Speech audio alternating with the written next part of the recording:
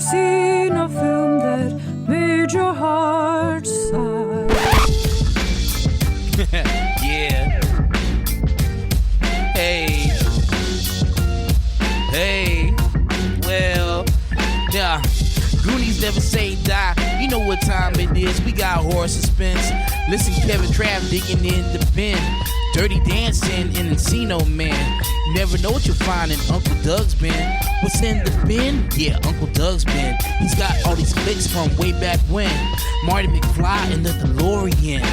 Gotta love the cage and whatever he's in. Face off Snake Guys, you know it's a win. What's in the bin? Yeah, Uncle Doug's bin. What's in the bin? Yeah, Uncle Doug's bin. What's in the bin? Yeah, Uncle Doug's bin. What's in the bin? Yeah, let's begin. Welcome to Uncle Doug's DVD Bin, the podcast where we take your favorite movies, give you the facts, tell you the plot. There might even be a few jokes along the way. I'm your host, Travis. And I'm your host, Kevin. Kevin, I am ready to entertain, and I hope people at home are ready to be entertained. Woo. First of all, let me ask you a question, Travis. How'd you feel about that theme song coming in, huh? It felt like everything was right with the world, man. That's right. I'm curious, though, like, she going to be okay with that? I mean... You know what? First of all, I'm just going to say her name, Haley, okay?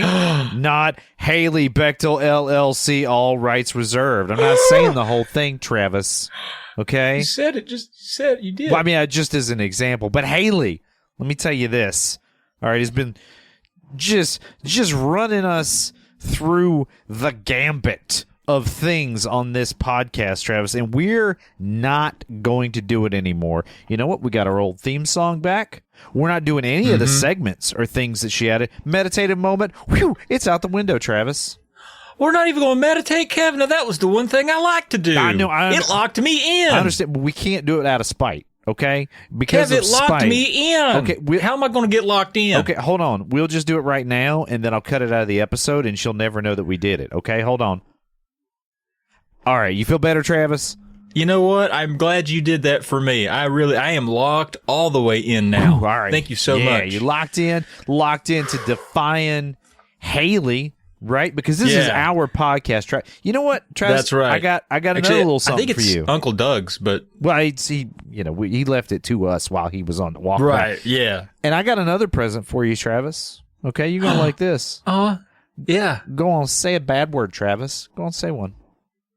Just any fucking bad word I want. Oh, it's back. The old cuckoo that was awesome. Is back. So whenever we say. Oh, we get the old cuckoo. Wowee. Those are nice. How good is that, huh? Oh, it feels so good. I feel free at last. No more commercials, Travis. Okay. First of all the insulting commercials about me are gone, and that she had that one about Steve and his his problem.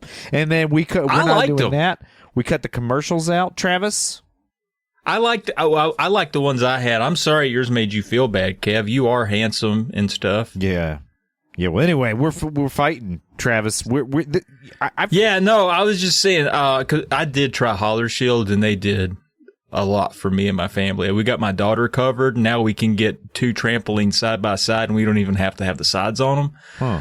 That is pretty awesome. I will say that's Holler Shield really is good. But no, can I say, screw her. I'm still shy about it. I know it's tough.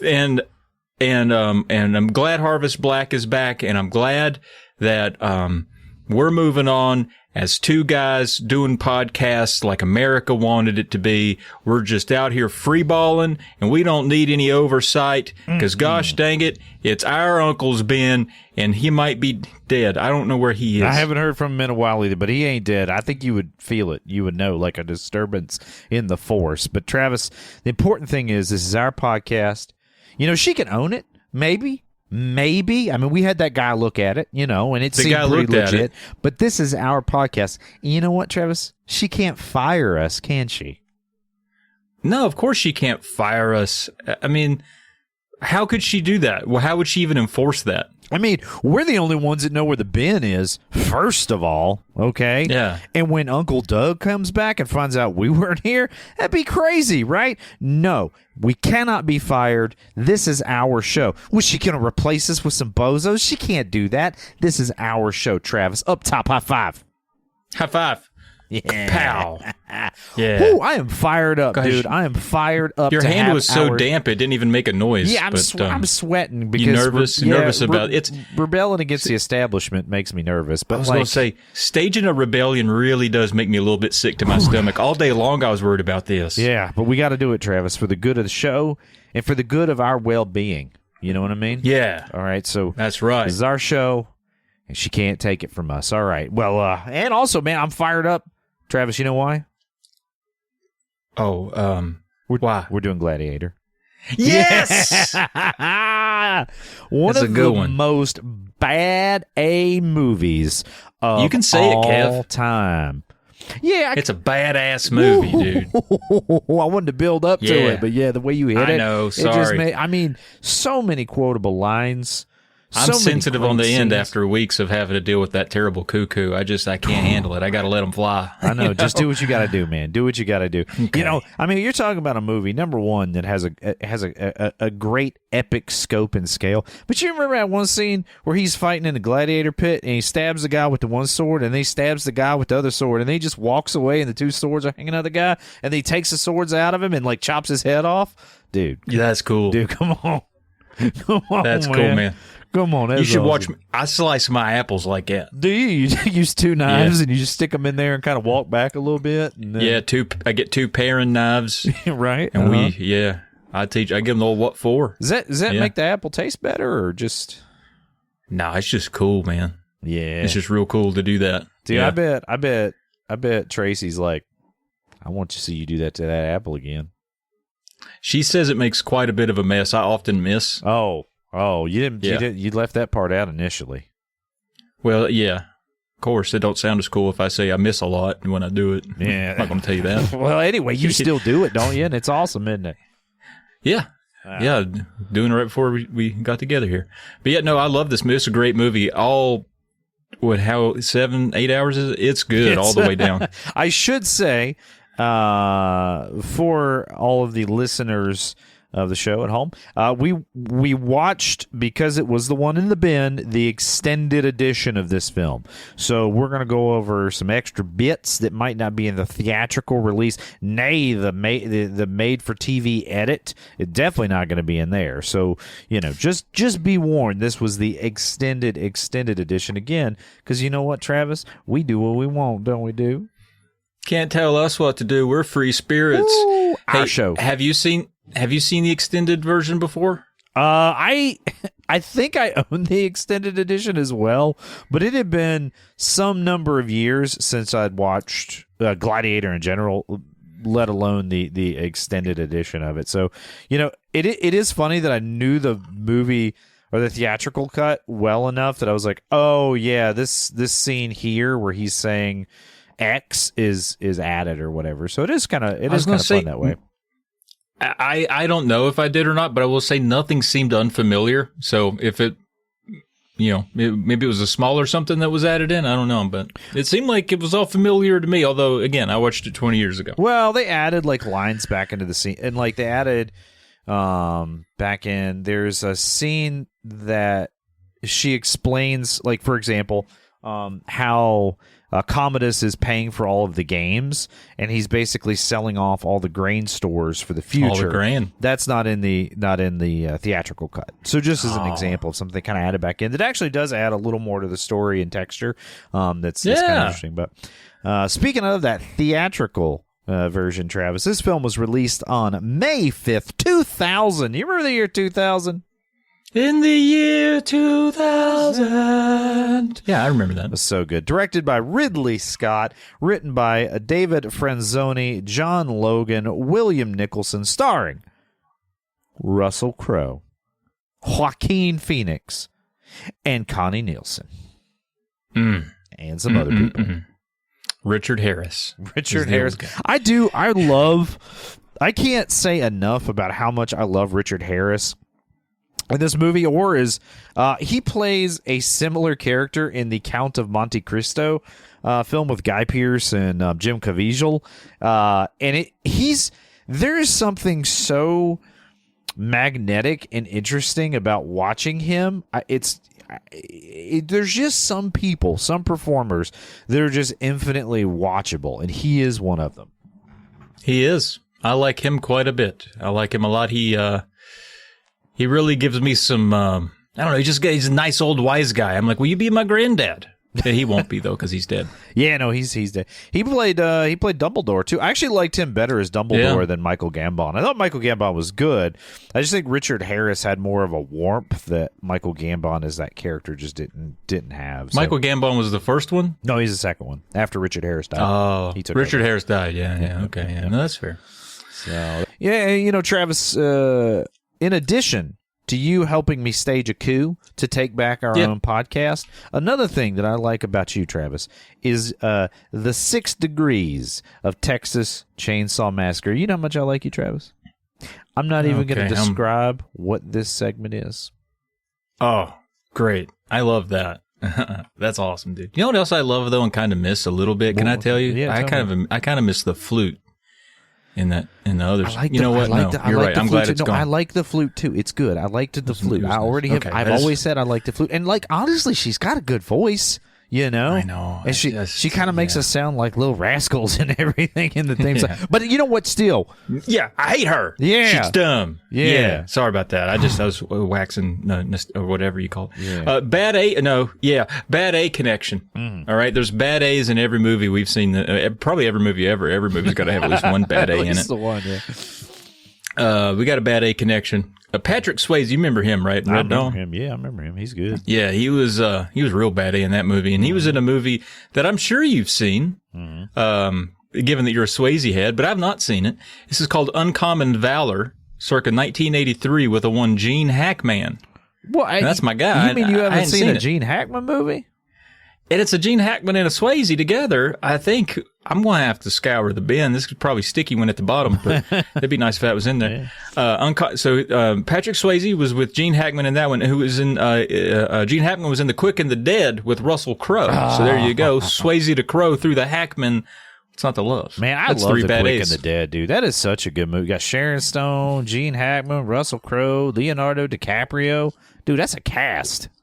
That's a whole cast right there. Most of it, entirety of a cast. If that was any other movie, you'd be like, "That's enough actors." But in fact, the film has more actors in it than that. You could say the same about most of the movies we've had this season. We've had a studded group of movies. We got this bad guy connection, not the bad. Now the bad A is usually a good guy in my universe, but we got the bad guy. He's a bad guy. Nobody likes him. We got William Smith. He was Strelnikov in Red Dawn. You probably remember him. He had a mustache and was commie. He was in Maverick, 1994's Maverick, with Mel Gibson, who was in Signs. I'm sure you remember that. Old M. Night Shyamalan movie with Joaquin Phoenix. Whoa. You brought in Maverick. We've already covered Maverick. That was back. That was season 1. We were just babies. We didn't know some cruel person could swoop in and steal our life's work. We didn't know that back then, did we, Travis? We had no idea, and now look at us. Now we know. We're making out better. We've broke free. Yeah, stronger for it. Yeah, I appreciate it. We unionized or something. Yeah, listen to this. By the way, you got to send me. You got to send me your dues for the union. Oh, it's not just like free. If it's not free, I mean the first month is free, but we're on month 2, so I need your dues. All I got was in the mail was like some stickers and like. I didn't feel like it was worth the money, to be honest. Stickers ain't free, Travis. Stickers ain't free, are they? So it's only one case of Pabst, okay? You can handle that. All right. Let me see what's in my Batman piggy bank. All right. Up next, we got Kev, this one's, I'm adding something to it. We're boomeranging, all right? This is a whole new thing. I'm doing this for the leading lady, all right? Because we never have more than 2 women in these movies. So I've got this one. This one's called The Leading. You know what? That is one thing I will say. That is something that Hollywood has really let drop the ball on. They need more starring roles for women, particularly women who are a little bit older or more mature. There are not enough compelling roles for people that fall into that demographic. There, I said it. I don't care how controversial it is, and I mean it. I stand with you. I'm calling this the leading lady Connelson. Not connection, Connelson. You'll see. You remember Leah Thompson in that last movie? Boy, do I. You remember, yeah. She was in All the Right Moves with Craig T. Nelson, okay? And he was in The Devil's Advocate with Connie Nielsen. You remember Connie Nielsen? She's the Joaquin Phoenix's sister in this, and he tries to put some sweet moves on her. Not good. No. Okay. No. Now, Connie, she was in The Devil's Advocate. Now, I know that's the same movie, but she was in there with a different Nelson, Novella Nelson, who's actually a singer, very talented singer. She was in The Cotton Club in 1984 with Jennifer Grey. So I connected Leah Thompson to Connie Nielsen back to Jennifer Grey through two Nelsons. It's the leading lady, Connelson. Wow, Travis. Man. Finishing this up on a high note. And I liked the way you described it as a boomerang, too. It just boomeranged all the way back around to Red Dawn, dude. Good job, man. Good job. You know what? Thank you. I don't care what Haley has said about you in our Zoom sessions. You're awesome, dude. Is that usually like after I log off, or because I've never really heard her say anything? Yeah. It's usually after. Did you think it was weird? She would always tell me to stay after, or? Yeah, I thought you were in trouble. I didn't realize you were talking poorly about me. No. I didn't say anything bad. No. I was like, listen, Travis is the heart and soul of not only this podcast, but the Polymedia Network. And she's like, yeah, okay. That's what she'd say. Oh, man. Yeah. Oh, man. I don't like any of that. Yeah. Well, I mean, right. you know, it's fine. It doesn't matter now because we're back, baby. Yeah. My feelings are hurt. No, for sure. You still like Impossible. that flute? Yeah, less and less. How about some preview reviews, Kev? Oh, I dude. brought some if you want them. I love how you go out there into the wilds of the internet. You plunge headfirst into the icy, cold, and dark depths that are the World Wide Webs, and you bring back the reviews of the common person. The person out there. You know, this is the kind of quality movie podcasting that you can't get anywhere else other than Uncle Doug's DVD bin. Yeah, man. Yeah, man. We are you know what? I'm not even going to say we're a modern discourse on modern cinema or whatever, because we don't have to say that anymore. No, but if we did, it would still be true. Yeah, it's still true. It would be true. It's not a bad slogan. I mean, it's not that bad a slogan. I just don't like being told that I have to say it, you know? Right. Here we go. 5 stars from Adam from October 2024. Thinking about how boring most names are these days, literally used to be named literally used to be called Maximus Decimus Meridius. That sounds like something you'd see on a longitude and a latitude plot. You know what I mean? Right? Yeah, that's straight out of the Atlas Index. And look, I know you're excited to have the old cuckoo back, but he said MFs. He specifically spelled MFS. So I know you're excited, Travis, but I didn't know you could see these. I also know that you put him on my note sheet this time for some weird reason. But I know how pedantic you are, and I know that you would want people to know what Adam really had to say about Gladiator. Yeah, you're right. Sorry about that. Well, how about this one? I got a 5-star from Holly Beth.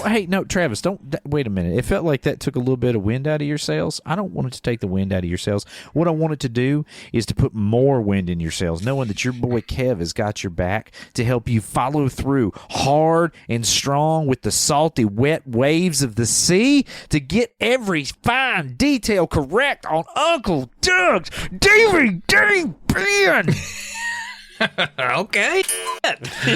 I'm here. Yeah, dang. Woo.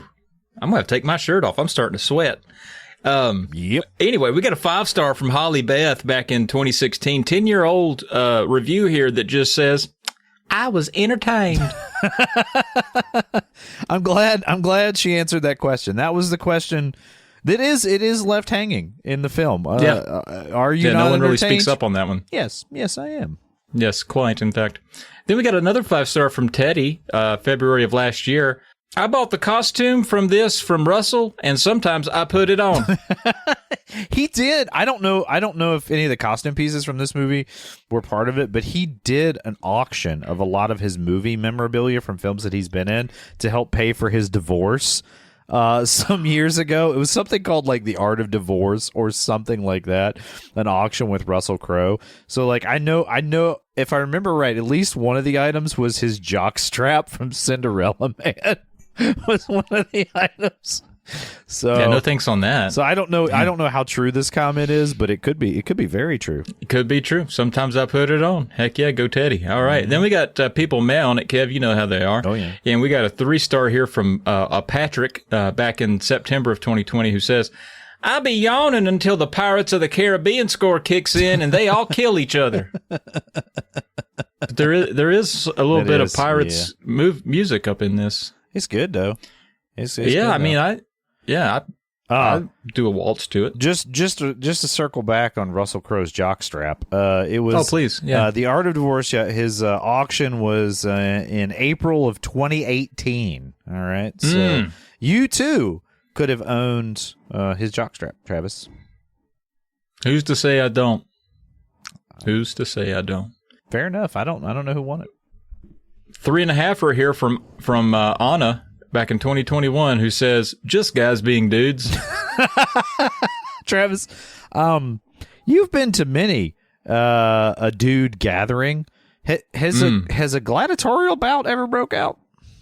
There's always talk, but at our age, it just never happens. It's more of just, let's just step through it verbally as to how it would go down. Like, I would do this and grab this, and then, no one's actually doing it. One time, Burger Champ did throw a net on us, but I think that was something different. Seemed to be. I mean, I did wake up in a basket out in the desert, but really similar, very similar situations, but the motivation was totally different. Anyway, we got 1 star here from Calamity Hey back in 2020. This is 1 star. "This is total dad camp. Every speech about loyalty and respect you can imagine. A whole bunch of doofy guys solemnly nodding along like, now this right here is history." You know, Calamity Hay thinks that makes this movie a 1 star. I think it makes it a 5-star, dude. That's right. You know what I mean? It's every bit of stars. It's all stars all day, nothing but stars. All right, but then Anna Marie is here, an Anne Marie, I'm sorry, 08. November 2024 with a halfer. Just a half star. A half star? A half star, not even a full grown adult star. Did they get the films mixed up? How could you give Gladiator a half star? I think you're about to find out. I don't like it. My dad forced me to watch this, and I can't tell what I hate more, my dad or the movie. So some teenager probably. So let me get this straight. Your dad takes an interest in showing you something that they like, wants to spend time with you. Do you know what I would have felt like if my dad wanted to spend any time with me, Travis? Good. I would have felt good. I would have given that 5 stars instead of this. I was going to say beaten, but goods also. Well, both. But this person is giving it a half star. No. One day they're going to grow up and mature and realize their dad was trying to connect with them, and they could have done that if they'd have just shown a little appreciation for Gladiator. Yeah. Here's a half star from Reese's Pieces, the actual candy. Wow. This is from July of 2024. Kev, you might want to edit this one out. It's Game of Thrones if nobody served cunt. God. What? I'm glad. You know what? That one. That was so bad. That was so bad. It actually brought back the old cuckoo, the old new cuckoo. The cuckoo we don't like is what I'm trying. People have already heard it. They know. But oh man, that was rough, Travis. Why do you pull these really bad ones? What's wrong with you? That made me giggle. All right, I got one more here, and then we can get into about 3 hours of plot. This is right. 1 star from AK. Okay, look, we can't make our covering of the plot longer than the movie itself, okay? I got things I got to do with my life. You know I love this podcast, but 6 hours would be my limit. Yeah. Well, we'll try not to hit 6. But this is from AK June of 2024. Well, now I know the context for "Are you not entertained?" But here's the thing. I was not entertained. Hard to believe the same guy who did Alien did this. Really? Really? I think it's only hard to believe in that these two, Alien and this movie, have like literally nothing in common. But yeah, I mean, other than that, it's almost they're like, both great movies. Yeah, it's almost like he has the competency to direct many different types of film. Wow, right? imagine that. All right, Ridley Scott. Well, Travis, despite me not liking some of those preview reviews, I still like you, so it's okay. I didn't like them either. How do you feel about jumping into some of that plot of I love plot. You know I do. You do. You know I love it. Yeah. You love it. Lay it on thick and heavy. That's what Travis always says. Well, yeah. Well, I love, first of all, the music coming into this. It kind of swells. I love that. You know how much I like a good swelling score. All right. You've always said that. I want it on my tombstone. In fact, Travis, on the mausoleum that they finally throw my wretched dead corpse in, could you, or my wretched living corpse for that matter, I don't know how death works. Once they throw me in there, though, could you have on there, he liked a good swelling score? I'd really appreciate that. Of course, man. Thanks. I can do that. Of course, when you say mausoleum, I know you're referencing your own tool shed. So yeah, we can do just about anything you want. So yeah, that works. The tin one, not the wood one. The wood one, yeah, of course. I want something that's going to last a while, you know. Well, we very, very quickly into the film get a glimpse of the title card, which is kind of a fire orange background with black letters that sort of fade into the color orange, and it says Gladiator. And I, Travis, am curious what you would rate this title card, as that is a thing we do on this podcast where we rate it 0 to 6, 0 being no title card, 6 being the best title card of all time. Yeah, 6 is the highest. Yep. Oh, in that case, I'll go 5. Oh, you were going a 5er on this? Tell me why you went all the way up to 5. It's simple stuff, dude. I love the font. I love a serif font. And this is just Gladiator's got it. And then through the flames and it changes color. It goes from being positive contrast to negative contrast right there, and kind of showing you how the movie's going to go a little bit that way. You know, it's telling. We're going to go from light to dark real quick. I don't know. I just dig it. A little bit of fire and flame. It's simple, but it's not too basic. A little dynamic. I'm into it. Okay. All right. I gave it a 3, Travis. I gave it a 3. You're dumb. You're stupid. Haley should fire you. Listen, whoa. Hey, don't give her any ideas, okay? I know. I'm just kidding. I'm sorry I said that. It's not like she could fire us anyway, dude. We can't get feeling fired. too loose. Yeah, that's right. I'm feeling good. I just, it didn't do enough for me to leap beyond average, but I mean, it's not bad. It's just kind of average to me. So, did you factor in the swell, though? I did. I will say, upon rewatching it and seeing it change from the color to the other color, I was like, that is pretty cool. I do like that. Yeah. But, okay. All right. So we get some text that tells us sort of the recent history of Rome and their war in Germania and how this is the final battle there, and Marcus Aurelius and blah, blah, blah, blah, blah. Just kind of setting a little bit of backstory for us.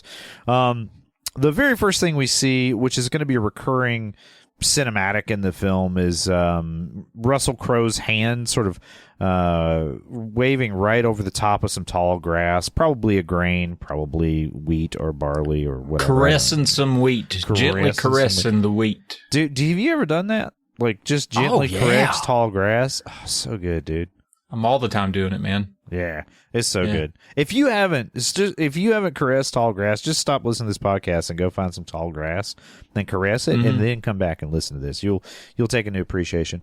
Well, Maximus, we cut to Germania, where it is dark and foreboding and wet and damp, and he's in this forest, and he sees this little robin.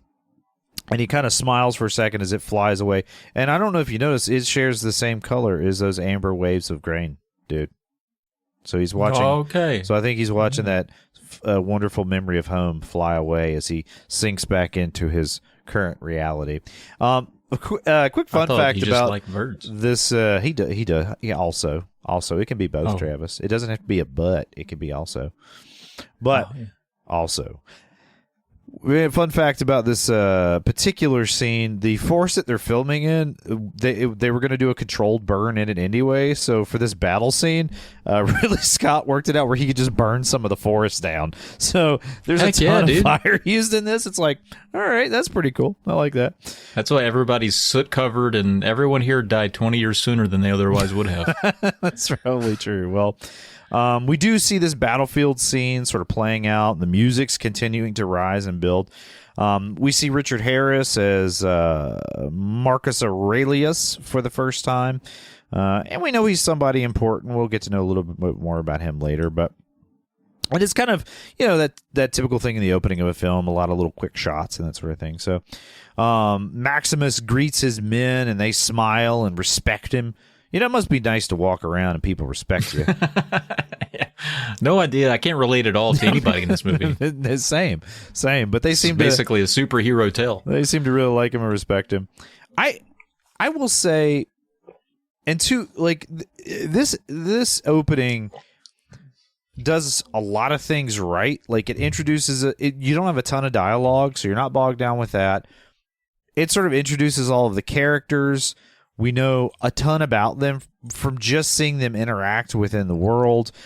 We get this heightening sense of tension, so we kind of know we're building for a battle. I guess just doing this podcast, I've kind of appreciated opening of movies. It can't be boring either.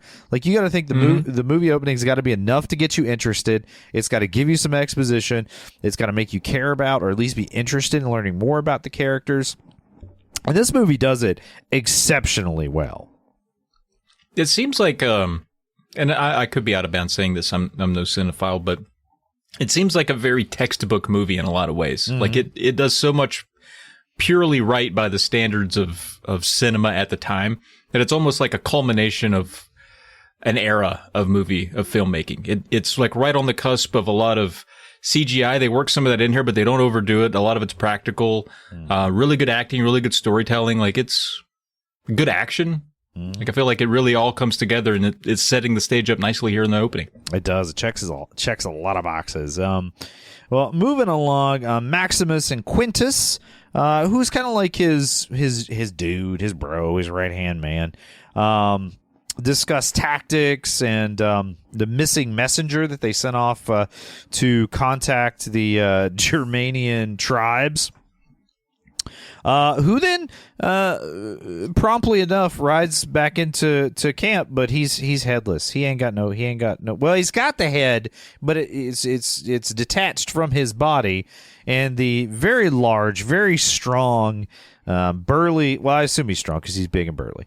But Germanian tribal chief, or at least their best warrior, he's leading the pack. Tosses the head onto the battlefield, and things are getting. That was ready. Nice of him to give the head back, though, because I figure that's probably something you'd want. It was, yeah. Somebody's going to want it eventually. Maybe his family. They could. Yeah. That's what I was thinking. Stuff it or something. The kids could play football with it and stuff, too. That's where soccer came from, actually. Mm-hmm. Or football. Or actually football. Yeah. Get it right. This is the first time we see, as the battle's getting ready to start, Maximus do his dirt ritual. So before combat, he picks up a handful of dirt and kind of rubs it into his hands. Just that's his tradition or his ritual. Kind of lets us know he's getting ready for battle. Same thing I do, yep. Right before I mow. Mm-hmm. Yep, very, very true. And he kind of, he essentially tells Quintus, leave the artillery where it is. Yes, it's slightly dangerous for us and the cavalry. However, it's in the appropriate space and the risk is acceptable. And I love, there's a line shared between the two of them where Quintus is like, these people should realize when they're conquered. And Maximus is like, would you know? Would I know? And you're like, dude. Exactly. Dude, heck yeah. So, I'd probably know. I'm pretty smart about when I'm being conquered, but I'm also kind of a rollover, I'm like, you got me beat. All right. Let me go home. I'm out. Well, Maximus, of course, prepares for battle. He does a cool line where he says, on my signal, unleash hell. I mean, come on, dude. Who don't want to say that? That's so good, dude. So good.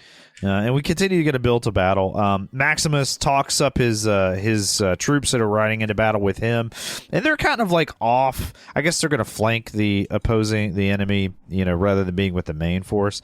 I love this line too, where he's like, if you find yourself walking in a nice field all alone, do not trouble yourself, for you're in Elysium and you're already dead. And they all laugh. It's fun. Everybody's fun. having a good time. Having a good time.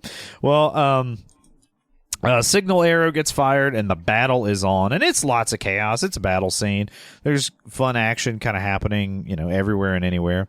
Maximus and his crew ride in the side, and he like chops a dude's head off on the way in and sticks his sword in the tree as he's cutting the guy's head off. And he's like, well, I gotta leave that there. He's got to fight with his backup sword. He didn't even get his good sword, dude. Man, that's the worst.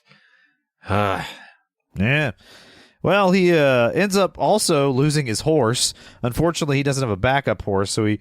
I love this bit though. He like fights off of his back, and they do a callback to it later in the arena. But like you can see that he's a very rough and tumble fighter. Like he can take a disadvantage, and he's very good at war, if you will, in combat.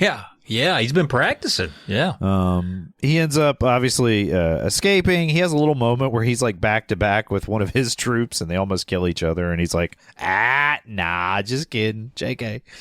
And it's a heroic struggle on both sides, Travis. But ultimately, the Romans win the battle, which is kind of the expected outcome. I think that was sort of they knew, given they have literally all the steel, and the other side had just dirt and beard. And Russell Crowe had a dog. He had like a dog that was fighting with him too. I don't know if I mentioned that. You didn't. If you got a war dog, you're good to go, man. Oh, yeah. I played Fallout, and let me tell you, dog meat, my trusted companion. Yeah, he's good. Coach, we kind of cut away to the royal coach, which is carrying Commodus, Marcus Aurelius's son, and Lucilla, Marcus Aurelius's daughter, and Commodus is doing what Commodus do. He's kind of scheming about is Dad really gonna die? If so, he's definitely gonna leave me the kingdom, right? Dude, yeah. I mean, now's as good a time as any to talk about just how good at being disgusting and evil Queen Phoenix is in this movie. I understand actors are actors, but his character in this movie turned me against him as an actor for years. I was like, I can't watch movies he's in because Commodus is so despicable, so vile. I cannot. I agree. He does a great job. Yeah, he is such a good performer in this. You just hate, like, I can totally see that, because movies I would see him in after this, I was like, I hate that guy. He's such a good. Did you also call even him, in Signs? I was like, I want the aliens to get him specifically. I think that's maybe where I started to turn around a little bit. I was like, well, maybe he's not so bad. He's yeah. I mean, and he's not. He's great. But it took me a long time to come around. I'm not gonna lie. Also, did you call him Commodus? Commodus. Yeah, there you go. Nice. Well, they kind of talk about what's going to happen.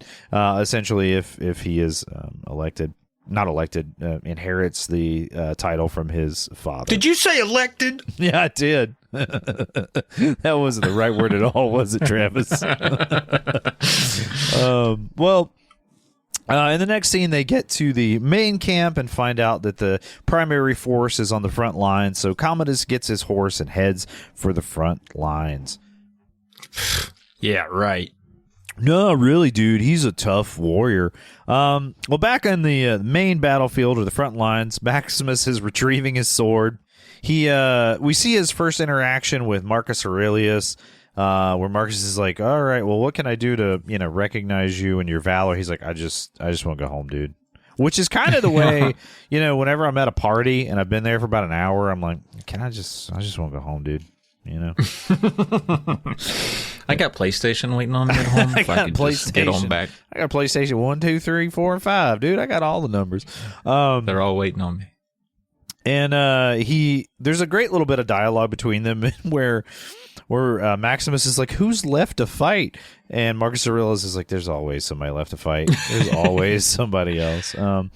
Much to our chagrin, Commodus arrives as soldiers are cheering Maximus, and he runs up to his daddy and he says, have I missed the battle? And Marcus Aurelius is like, you've missed the war. He does have absolute... Here's what I do want to comment on. Now, we're going to say a lot of bad things about Commodus, but legitimately, his dad treats him like garbage. Like, absolute garbage. I mean, was it chicken or the egg, though? Like, is he treat him like garbage because he's become just a garbage brat? I mean, I know some of that could fall on Marcus Aurelius, but, like, at some point, you know, even if they're your own kid, they're their own person, and they can suck. That's true. I mean, that is true. I just feel we don't know. Us as moviegoers, we don't know. It's probably a little bit of both. I feel like Marcus Aurelius is always, you know, he talks about how he spent all this time at war, so he's probably been away from home a lot. Pretty absent dad. Yeah, very absent dad. And, you know, Commodus has sort of been left to his own devices to become the person that he is. Yeah, all his handlers that have, you know, you're the guy's son. You're next in line. You're the heir. So he's you know, his ego has been groomed. Yep. Well, the only other important bit of information is that we find out that Maximus and Commodus are kind of old friends. They know each other.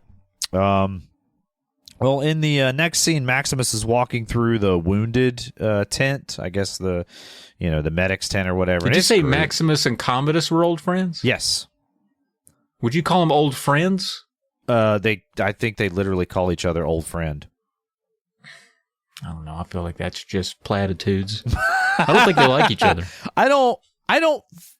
Yes, I take your meaning in that, like, were they actually friendly? Did they go play disc golf together and stuff? Probably I don't think not. they did. Yeah. I think Maximus was laying it to his sister, who he's in love with. And yeah.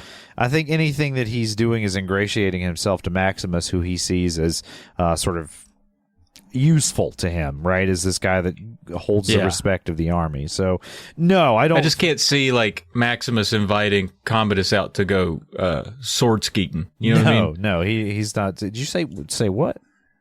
Well, skeet swording. I get because you can't shoot them. They don't have guns. No, so we go shoot. You just throw. You just out there sword some skeet. Yeah, you just throw your sword at whatever clay discs that are launching at sword skeet. Okay, I got it. I had to. Yeah, sword skeet. I was unfamiliar with that sport, but you're right. They had bow and arrows. Would that be a better? Could they do that with a bow and arrow, like an arrow skeet? Yes, they could. Yeah, okay. They could. All right, cool. Sword skeet's got some alliteration on its side, though, so I do like that. Yeah, it does, don't it? Well, anyway, he walks through the wounded tent, and it's real gruesome, and he's contemplating the horrors of war.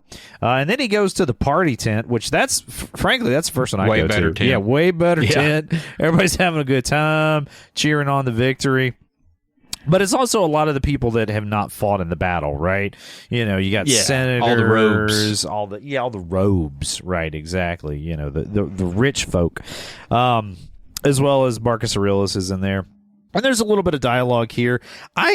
Here's a little thing that always gets me is that there's this dialogue that happens between the two senators, Commodus and Maximus, where essentially, you know, they just ask him, are you in favor of having an emperor, or do you like republic better? And you're like, the emperor is right over there. Are you really comfortable having this conversation? Like, you know, this seems an unlikely place for a senator to pose this to the head of the military. You know what I mean? Anyway. What happens in the party tent stays in the party tent, brother. Fair enough. Okay. Fair enough. It just seemed a weird, clunky bit of dialogue for us to at least start to get these sides. Well, anyway, Commodus creepily takes Maximus away from the two senators, and he asks him, you know, what his plans are or something like that. And he's like, I'm going to go home. And he tells him, don't get too comfortable. Don't get too comfortable, Travis. I may call on you in time when I need you. Yeah, because he thinks, you know, he's going to be the emperor and he's going to be starting all these wars that he won't even come watch. That he won't even watch. I also think his machinations are already to get rid of the Senate, which is, you know, kind of a plot point in the film. So I think he's already kind of planning a more militaristic control of the empire. But absolutely. Well, there's a scene between father and daughter. Marcus Aurelius and Lucia. Oh, Lucia's kind of like, she's like peeping out from behind the curtain, checking out Maximus. Apparently that was her boo thing back in the day. So wouldn't it be, man? I think it's Comulus's too. He's just, Russell Crowe's just hot. Did you call him Comulus this time? That's his name's Kamala Aurealis. yeah, very. Please don't ever call him by his right name for the rest of our lives, Travis. I don't even know his right name, dude. Whenever Commodus comes up, I don't want you to call him by the right name. In fact, I may start saying it wrong, too.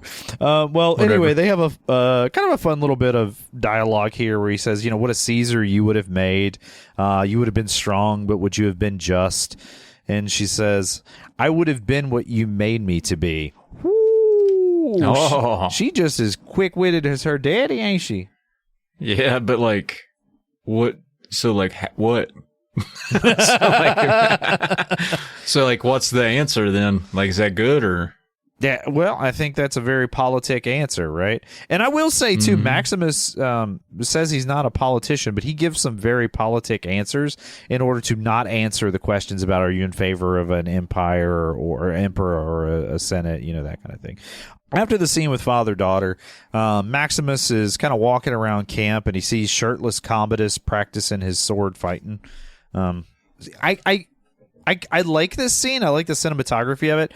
I guess the only purpose you of just it, like shirtless guys. Well, also, yeah, but also, yeah, Travis, it also establishes for us, the audience, that Commodus, he can use a sword. Like right. He's not a warlike person, but he's got some skill. Yeah, don't let his smarminess get don't under respect. What am I saying? Don't underestimate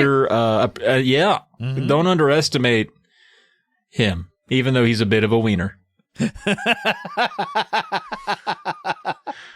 Never underestimate the wiener. You're absolutely right, Travis. Well, the reason that Maximus is out walking around is Marcus has called him to his tent. And there's a whole lot of dialogue here where they contemplate life and what his life, Marcus Aurelius, has meant.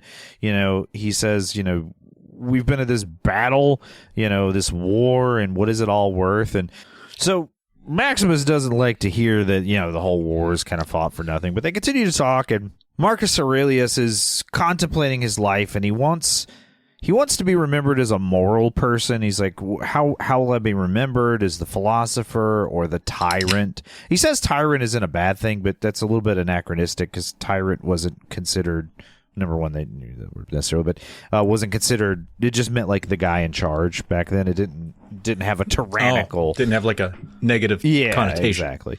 And so what he wants to do is he wants to turn Rome back over to the people by giving the power back to the Senate. And he wants Maximus to essentially be the protector of Rome until all the power has been transferred over to the Senate, so he doesn't leave a vacuum there. And then he knows that Maximus absolutely doesn't want anything to do with this. That's why he's the right man for the job, right? So he's not going to try to stick around and keep power because it's not something that he wants or he's interested in. Maximus asks about Commodus. He's like, well, Commodus, he's the next in line. And Marcus Aurelius says he's not a moral man. Commodus can't lead. He's a bad guy. We can't put him in charge. No good. Raised a dud. Yeah. Raised a dud. He literally says that. He's like, "You're the son I should have had, Maximus." You're like, maybe if you put a little bit more love and affection into your son, he wouldn't have turned out so bad. You think? Well, anyway, we'll get there. Maximus says, "I need some time to think about it," and Marcus Aurelius says, "All right, you got till sundown tomorrow." As Maximus is leaving the tent, he sees Lucilla. There we go. That's the word. That's the right Not one. as easy as it looks. Listen, Commodore, I don't need your crap.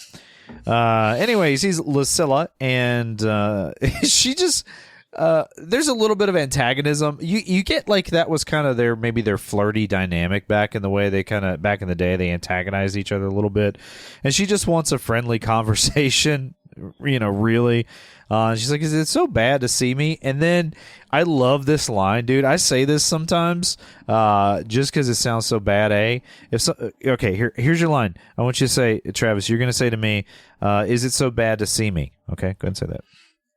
Is it so bad to see me? I'm tired from battle.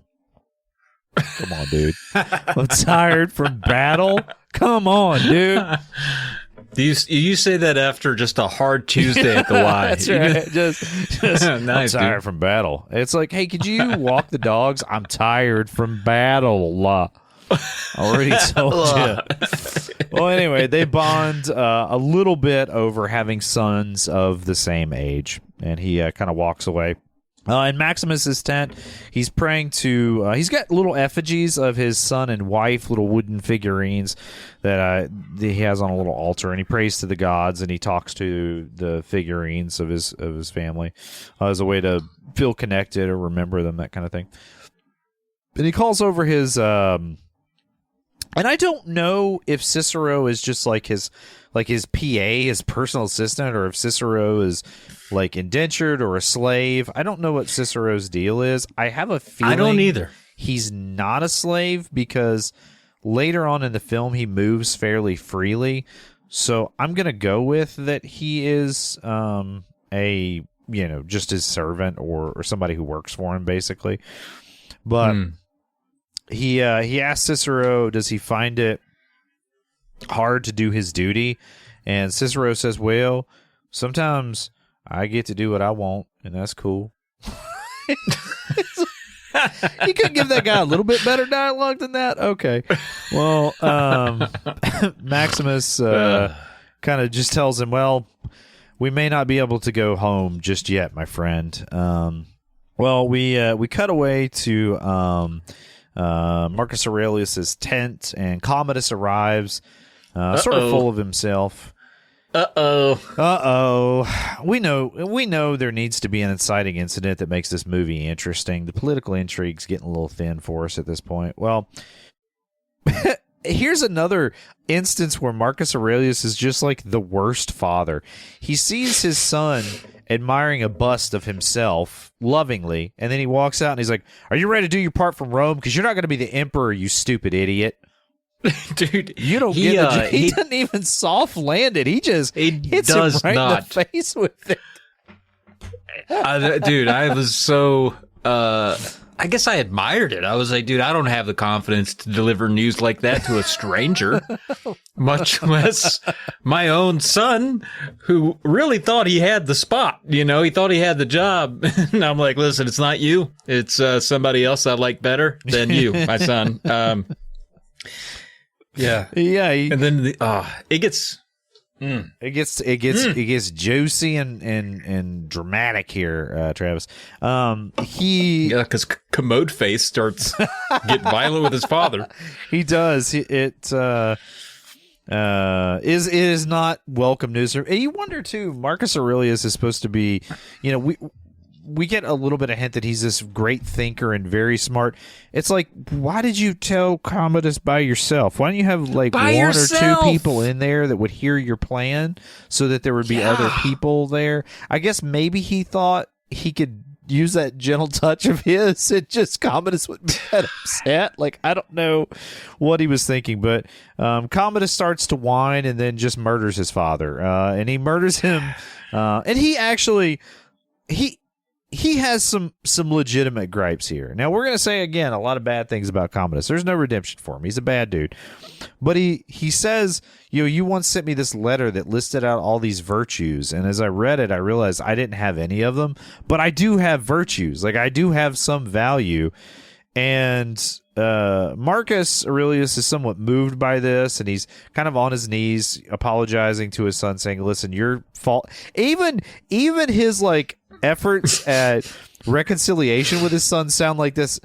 He's like, your faults, still cold. All your faults in being a son are just my fault for being a bad dad. You're still calling him a faulty son, you jerk.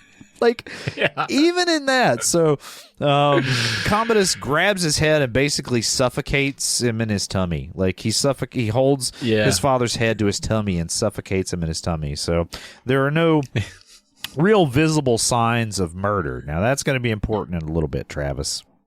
Oh, absolutely.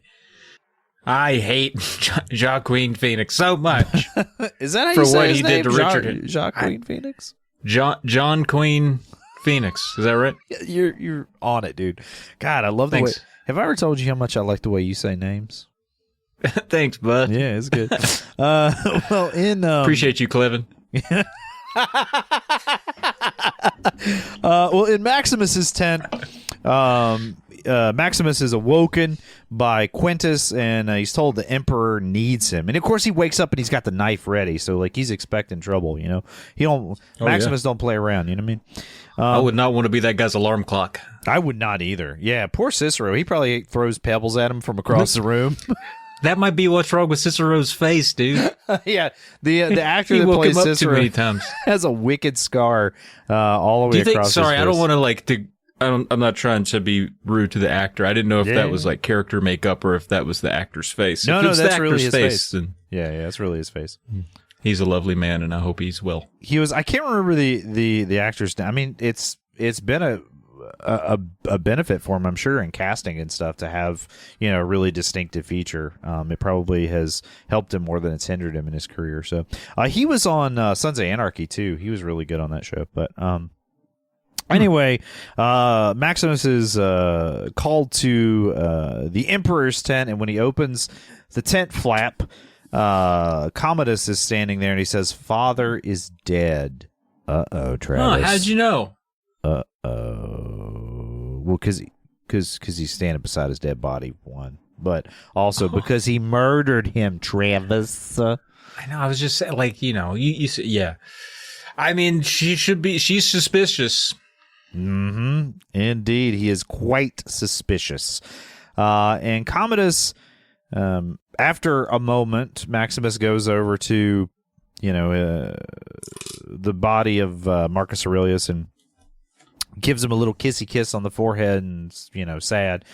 And immediately Commodus is like, "I want your loyalty. I'm only going to offer you this opportunity once." And man, what does Maximus do, dude? He just walks out, dude. He's like, "I don't want none of this." He just walks I don't need you out cold-blooded because he knows what's up. He knows Commodus killed Marcus Aurelius. And Lucilla also knows that, and she slaps Commodus in the face twice, whack, whack. And then she goes to leave, and she goes, "No, I don't want to die." So then she kisses his hand and says, "Hail, Caesar." Yeah, she's playing a long game. She knows what she's got to do to keep herself safe, but more importantly, keep her son safe, who is now the next in line. And also, Maximus, so stupid. Just go, "Yep, I'm loyal to you," and then immediately leave the tent and get your ducks in a row, dude. What are you doing? Don't immediately screw this up. I guess he is. He's like, no. He's like, have you ever seen a blockbuster movie where the guy plays it smart and cool at the beginning? No, You're dude. right, I got to run this I got to crash this plane and crawl out of the wreckage. All right, let's go. That's fair. Well, Maximus heads back to his tent and he kind of gets geared up. And Quintus shows up. Quintus is fallen in line with Commodus and is stupid. Quintus, stupid. That guy, man. Come on, what is he's like a Roomba. He just doesn't. He just whoever pushes the buttons on him, he listens to. Come on, man. Have a heart. Have a soul. He does get a little bit more of a character arc in this extended edition too, which I liked. I liked that versus over the theatrical release. But basically, Maximus is arrested. He finds out that he's going to be taken away from camp and executed. Presumably, they don't want to execute him in front of his men because some of them might rebel and protect him. Oh yeah, he's well loved. We know this, and I love. And they don't say this in the film, but they take him to like this. Basically, there's dead bodies there already, and these huts. So presuming that this is some of the Germanic tribes that the Romans have wiped out already, I just think that's such a cool touch that they sort of added to the film there. But anyway, They're getting ready to execute Maximus, and he asks for a soldier's death. And what that does is that gets the guy behind him so that he's able to counter when the guy goes to do the killing blow. He takes the sword away. He basically kills that guy. He kills the other guy that was standing there, and he kills the... I love, too. He kills two guys, and then a third guy standing there, and he tries to draw his sword, and the frost has made it stick in the sheath. Oh, yeah. And he just stands there, and he looks at him, and he goes... The frost sometimes makes the blade stick, and then just watch-a-chow hits him on the face. I like that he takes time to say. I think that's so cool, dude. So, like, man, of all the scenes in the movie, that's the one where I'm like, that's the most bad A thing that could ever happen. Like, you've got. I love when a man explains physics right before he murders man. I hope when I get murdered, they explain physics to me. You know. Also, isn't there a fourth guy on a horse and he has to like get his attention to kill him? Two more guys he's on like, horses. Hey. He chucks a sword and kills one of the guys on the horse.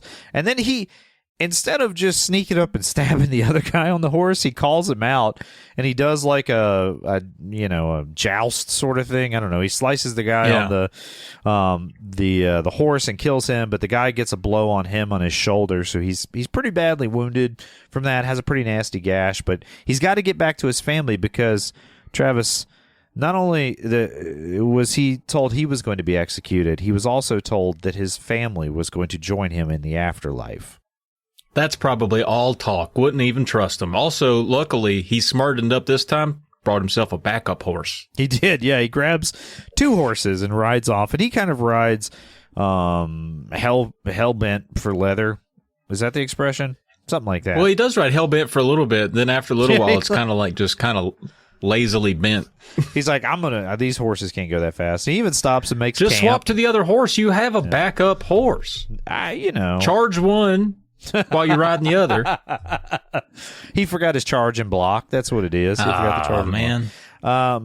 Well, anyway, he does stop, make camp. He tries his best he can to tend his wound, and then continues on. Presumably, it's pretty dang far. Like he's traveling a pretty long distance. I don't know how far it is from Germania to wherever he lived in Spain, but it probably a ways. Oh yeah. Well, he rides his horse pretty dang hard, and as he's starting to get, I guess, closer to home or whatever, we cut away, and we see his son training a pony in like a little cutout area in the field, and his pretty wife, and it's a nice day. Oh my God, he was right when he described his home before. It is so beautiful. And then we see these soldiers riding up, and we're like, oh, that seems like that's going to be bad. And they don't even... They're coming to repo the other horses. Well, the little boy thinks it's his dad, right? He thinks that Maximus is on those horses, so he runs towards the horses, and they just run this little boy right over. I'm again it, Kev. I don't like it. I'm again it too. Yeah. But like the kid has no survival instincts because if he's old enough to train a pony, he's old enough to realize that them other horses ain't stopping. Like 3 steps and he would have been safe, but he just stands there and gets absolutely obliterated. We cut back to Maximus. So now he's riding, I guess he's seen a vision of this or whatever. For whatever reason, he's riding hard and fast home. He gets home and everything's on fire. Everybody's dead. And we just see these hanging feet that are totally scorched. Chickens are alive, though, FYI. They did spare the chickens. But, dude, this scene goes hard as family. You just see their legs and he walks up and, like, kisses their feet and stuff. They're and all it's like, crispy. They've been burned. That is a crispy foot. But, I mean, this is getting your emotions up. You're like, God, I hope this guy kills just about 50 dudes in an arena and then kills other dudes and then finally gets back and kills that one dude. Kills commode face Phoenix. All of those things. Well, he grieves and he buries his family, and then he just lays down in front of the graves, assuming that we're just thinking he's just given up. He's just going to die there. But he gets grabbed. He's tired too. What's that? He's tired. He's tired. It's been a long day of riding so hard on 2 horses. Yeah, I mean, it is. It's probably harder on the horses, really, but yeah. Anyway, he is grabbed up by slavers. We don't know that at this time, but that's the truth of the situation. And we kind of get this like very dreamlike sequence where he feels like he's floating, and we see shots of clouds and that sort of thing. And he wakes up, and we see Juba for the first time, who's basically tending Maximus's very infected wound with maggots. He put him in there, and he's like, no, it's okay. They'll clean the wound up for you. And Maximus is like, whatever, I'm going back to sleep, dude. This is he's being carried in like a real rickety kind of wagon with tigers and hyenas and all kinds of stuff. I done died and gone to the circus, he thinks. That's what he thinks. He wakes up a little while later, and presumably maybe a day or two later, and the wound's looking better. And Juba says, "See, I told you, it looks a lot better, buddy." And Juba's going to be one of his best buds. They end up in Zuccobar, I believe. Zuccobar, does that sound right, Travis? Look it up on Google. That's probably pretty close, which is a Roman province. Now we meet Proximo for the first time, which I think Proximo's character is also He's awesome. He's kind of cool. Played by Oliver Reed? Oliver Reed, that's correct, who died of a heart attack during filming. And so, is that right? Yeah, so they had to he hadn't finished shooting all of his scenes, so they kind of had to work with some other alternate scenes, and they used a little bit of CGI to kind of fill in here and there. Did he die like on set, like doing something? He died of a heart attack. I don't think it was on set, if I remember correctly. So, but we meet Proximo. R.I.P. man. And he's great in this movie. Like, they used a bunch of like older, real fantastic British performers. Also, can we just take a moment and appreciate that Russell Crowe did this whole movie where he's a Spaniard, gladiator Roman with a New Zealand accent? Like, he maybe hit it a little bit, but not much. I really like that too. That's a good choice. Trying to figure out like time and space in this movie was wild because it is every walk of life in every shot, and everybody is speaking with a British accent, and it's like, I don't know who's who. I don't know. Are you Spaniard? Are you French? Are you? There's all walks of life. They're all British, but they're not. There is some. I mean, first of all, they would probably be speaking Latin. I guess I would. I don't know. Yeah. I don't know if common. Play an Assassin's Creed. Learn some things. Come on. Exactly. So we certainly can't say this film is historically accurate. I don't think anybody would make that. The costumes are not historically accurate. But it's a good movie, and that's what we're here for. Yeah. Well, we find out Proximo is a tough negotiator. He grabs one of his business associates by the cojones, if you will, and squeezes him real hard and tells him, "You sold me some giraffes that won't mate." And got him by the business gourds. Told him that one of them giraffes might have been homosexual. That's right, and that's why they're not breeding. Actually, he says that they're both. He says that you sold me gay giraffes, but I was like, well, if they're both gay, then they gave you two guy giraffes. In which case, I wouldn't think too deeply in it. They never stood a chance, or I don't know. I was confused. I was doing giraffe sexuality math while I was listening to this. I was like, I don't think that's the takeaway you need. I think you just need to know that they weren't breeding, and he was upset about it, Travis. I focused way too much on how many giraffes were gay, how many gay giraffes it takes to make a bad giraffe. I don't know, At least two. At least two, yeah. Travis. Well, it's a funny line, though. It's funny. Anyway, it's fun. Well, anyway, he ends up basically talking himself into a good deal on this particular slaver's new stock, which includes Juba as well as Maximus. Also, Proximo, he brings all these guys back, and boy, his orientation speech is something. It's crazy. Basically, like, you're all gonna die in a gruesome and horrible fashion to people applauding, and it's gonna be awesome. I salute you. Yeah. You're like, all right. Yeah, and then you get a quick shot of two gay giraffes. That's right. It's good that we get that, because it does in fact look like they're not reproducing more giraffes. So he's absolutely correct there. We get a scene in the training yard where we kind of see some skills of where they're kind of testing the skills of the different fighters that they've purchased, captured again. Yeah, purchased. They're slaves. Yeah. They're treated as slaves. They don't have their freedom, and they're kind of color coding them by their skills and abilities. I'm assuming because you'll see one of them fight. And he's like, all right, that's definitely a yellow. Maximus, however, doesn't want to fight, so he just stands there and lets the guy hit him.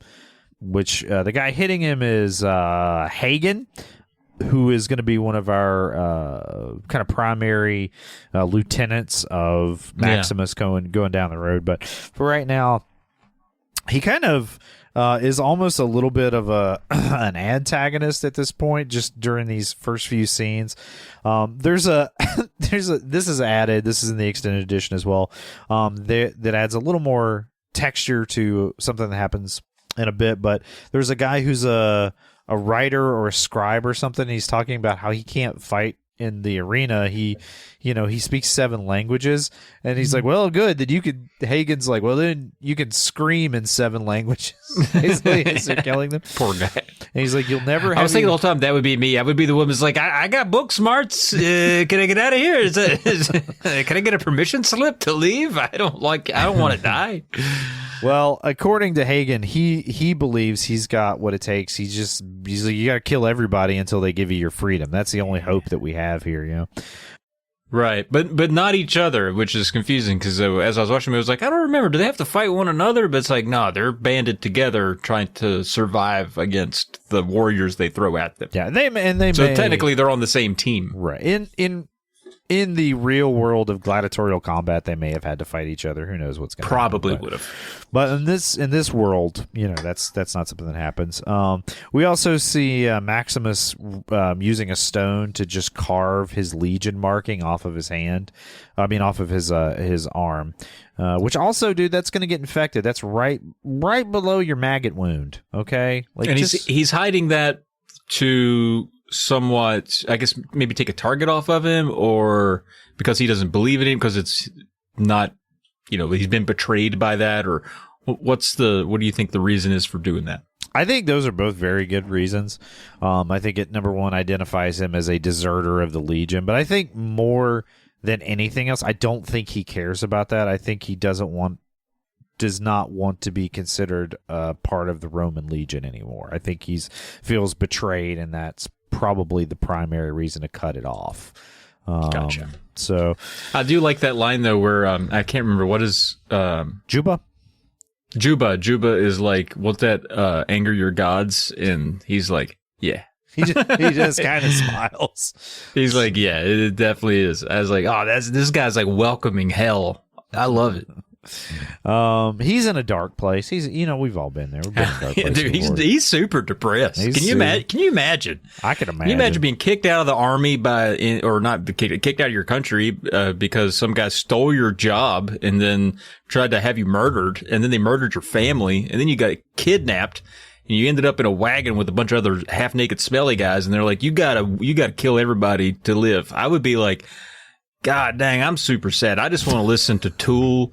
And I want to go to a Build-A-Bear, and I just want to listen to Radiohead. In fact, well, that's where I'm at. Sorry, Travis, you got to head into combat the next day, where they're sending out the team, and it's Team Red.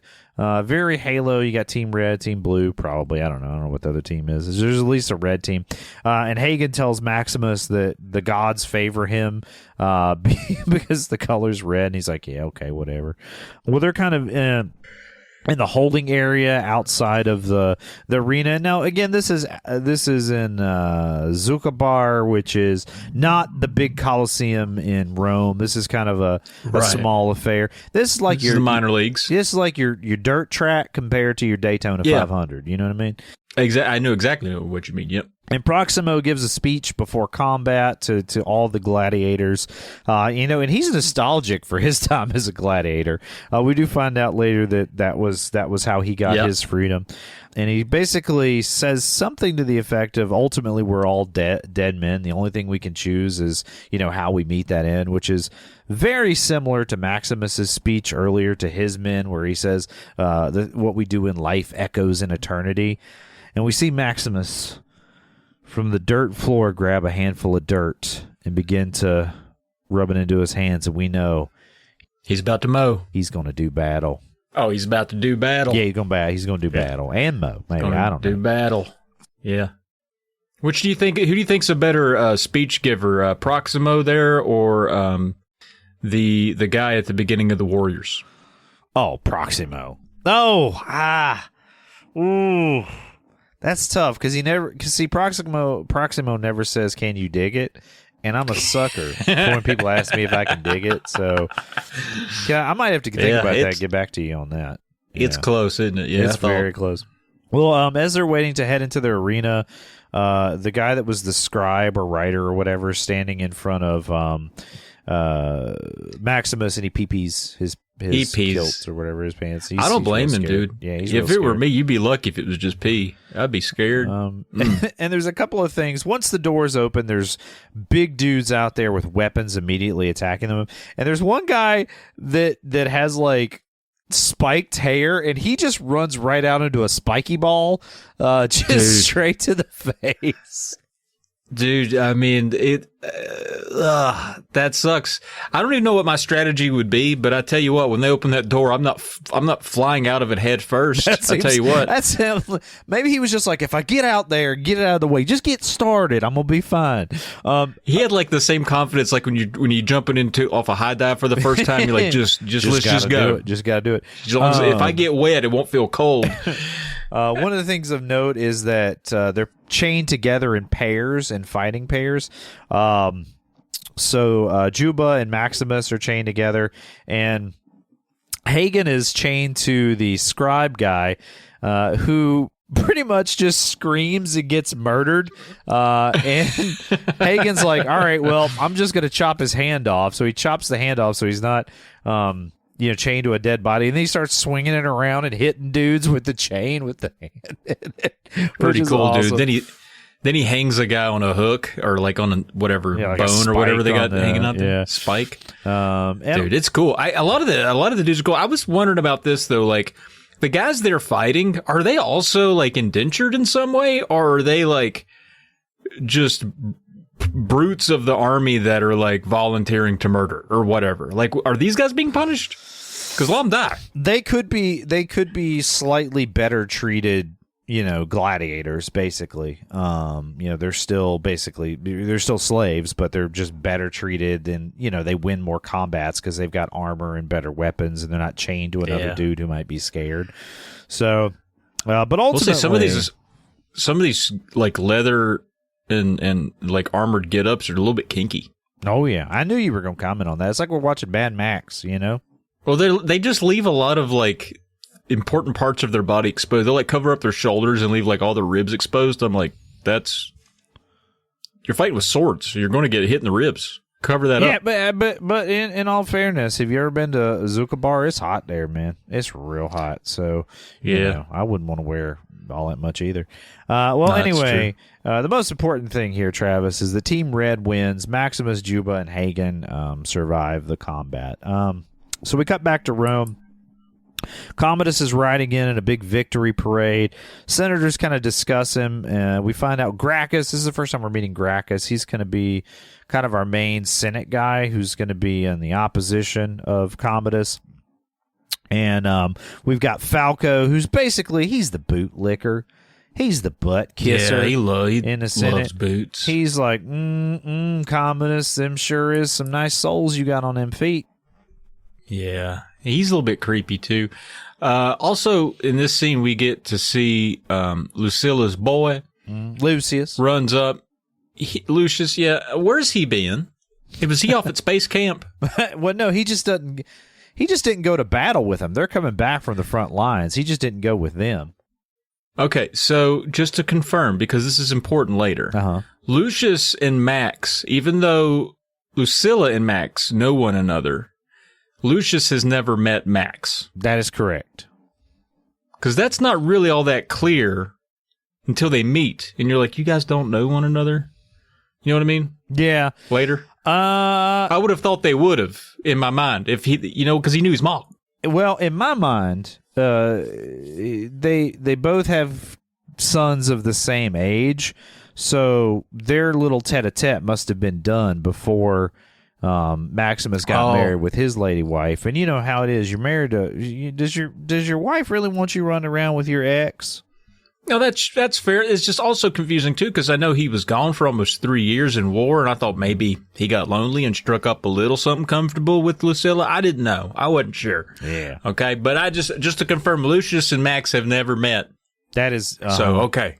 That is absolutely that's all correct. we need. Yep. In the Senate, we cut back to the Senate, and Commodus kind of sees the Senate as sort of a waste of time, and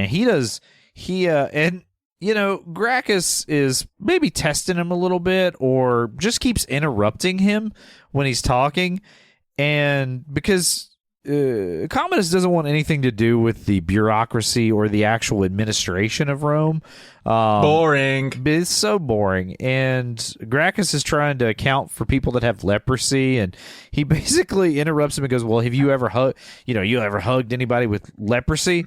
And Commodus is like, "I assure you, if you interrupt me again, you will." You will have leprosy? You can't give a guy leprosy. With hugs, you can. He's going to make him hug a leper. Oh. No, not a leopard, a leper. Oh, well, either way, it's kind of deadly. Yeah, it could be. We find out as Commodus kind of is, he doesn't storm off in a huff, but he almost storms off in a huff. And Lucilla kind of smooths everything over. She's like, "I assure you, I'll have the Emperor look over everything," or whatever. So she'll have a guy look at it. Yeah. I'll have a guy look at it. I had a guy look at it, Travis. Okay, you don't need to bring that back up. I know. Well, anyway, I trust you. Commodus and Lucilla have kind of a conversation to themselves, where he says he's got a vision for Rome, and that vision is games. Basically, he's going to. It's kind of funny. He says this later, but he's going to have these games that honor his dad, but his dad's actually the one that banned the gladiatorial combats, which is kind of funny. I think he's just trying to get on the good side of the antagonist to realize he's not his father. He's like, "I'm honoring my father." Yeah. No, you're not. No, you're not. No, you're not. I love this, though. I swear the whole scheme with gladiators and the arena and the Colosseum and all of that was just for this one little scene where Commodus gets to play with little action figures in the arena. Like, I mean, I don't know how much they spent on that shot, but it's literally like 15 seconds of him putting a little gladiator in there. Like, we know that's what he's going to do. We know what the name of the movie is. Do we need this? I don't know. I guess we do. We needed it. I mean, if anything that paints him more pathetic, it's so good. That's fair. I want to hate. I don't even know if I could hate a character in a movie more, but that elevated it. Okay, let me ask you this: do you hate him more than Grandpa in Little Miss Sunshine? Yeah. Wow. Dang, dude. Yeah. Well, because I think this guy, he's got a little bit of Grandpa in him the way he looks at Lucius. I don't like it. Oh, yeah, I could see that. In this case, yes, I could see this guy. Commodus he's all kinds of dark. He's all the things you don't want, and we'll get into it later. But he has a very incestuous lust for his sister as well. That's upsetting. Now I get it. She's an attractive lady, but I mean, that's your sister. That's your sister, Commodore 64. You can't do that. Don't you besmirch the name of the Commodore 64, okay? Well, anyway, we get a quick scene between Gracchus and Gaius, who are kind of our two senators that are going to be, very anti-Commodus. And they basically discuss the games. They kind of catch us up on everything that's going on. And Gracchus says, Commodus is clever. He knows what Rome is. It is a mob. You distract them, and they'll never know that they're losing their freedom. And I am so grateful to live in a country where, politically speaking, we would never hold some sort of big event on, let's say, the White House lawn that was meant to distract people from things that are going on. I am glad that I live in a country where that could never, ever happen, Travis. I just love movies that are absolute and complete works of fiction. Complete and total work of fiction here. Absolutely. So back in Zuccobar, Proximo tells Maximus, to kind of be a hero to the crowd, to make the crowd like you. And Maximus is kind of in this cage, basically, before he goes out and fights. And he's got this real, sort of gruff, intense air about him. And he walks out, and he's basically pitted against 6 guys, and he kills them with such rapidity that if I were watching this combat, I'd be like, can I get my money back? Because that was like 2 seconds. And this is the scene we were talking about earlier, how you do the apple where he does the double sword stab and then he cuts the guy's head off. I love this happens in this. And this is the famous scene too, where after he dispatches 6 dudes in 4 seconds, he chucks a sword into the audience and he says, "Are you not entertained?" I know, man. Who is he trying to hit with that sword? I think he owed that guy some money. Yeah. But he missed by just a little bit, but yeah, I love that. Are you not entertained? And what would have happened if that sword had just went in the head of a noble lady who was there? He would have been executed. I guess he didn't care. I don't know. He would have been executed, but then the line, "Are you not entertained?" after that would have hit different. And what do you think? He was like, either way, it pays off. Either way, it pays off. Yeah. They are in fact entertained, and they all chant Spaniard, Spaniard, Spaniard, Spaniard. Well, we cut to Proximo's chambers, his office area kind of thing, and he asks Maximus what he wants. He's like, "You want a boy? You want a girl? What do you want? What's your deal?" And he's like, "I don't want anything." And he basically levels with Maximus about Commodus's games, the gladiatorial combats. And he describes the Colosseum, and as he's describing it, we kind of get the vibe that he was a gladiator as well as Maximus. We asked him about it, and he describes how he got his freedom, which is he won a whole lot of combats. And Marcus Aurelius, the emperor, oh my God, can you imagine even being in the same room with him, gave him a wooden sword, which freed him and touched him on the shoulder. And I love this line. It's so fun. He gave me a sword, touched me on the shoulder, and Maximus says, "Oh, you knew Marcus Aurelius." He says, "I didn't know him. I said he touched me on the shoulder." He gets weirdly indignant about it. Let's not take it too far. We didn't kiss. He just touched me with the sword on the shoulder with it wasn't even a real sword. It was a fake sword, a wooden sword. Maximus says, "You know what? I want what you got. I want to stand before the emperor." Of course, Proximo thinks he means he wants his freedom. We know that he wants to murder, kill Joaquin Phoenix. Wants to take him right out. Thank you. I think I've been practicing. First try. Thank you. So Proximo tells him to win the crowd.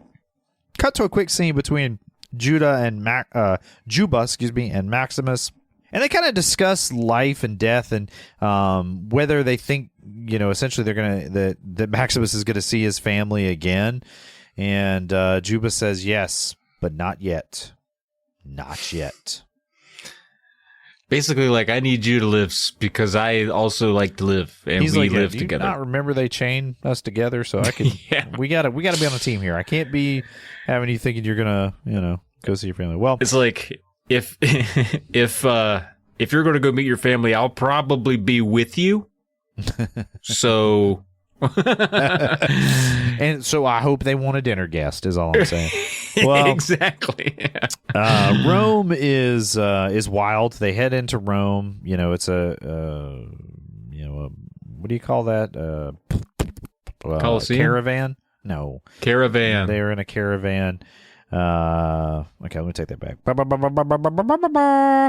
Well, anyway, they head to Rome and they're in a kind of a caravan.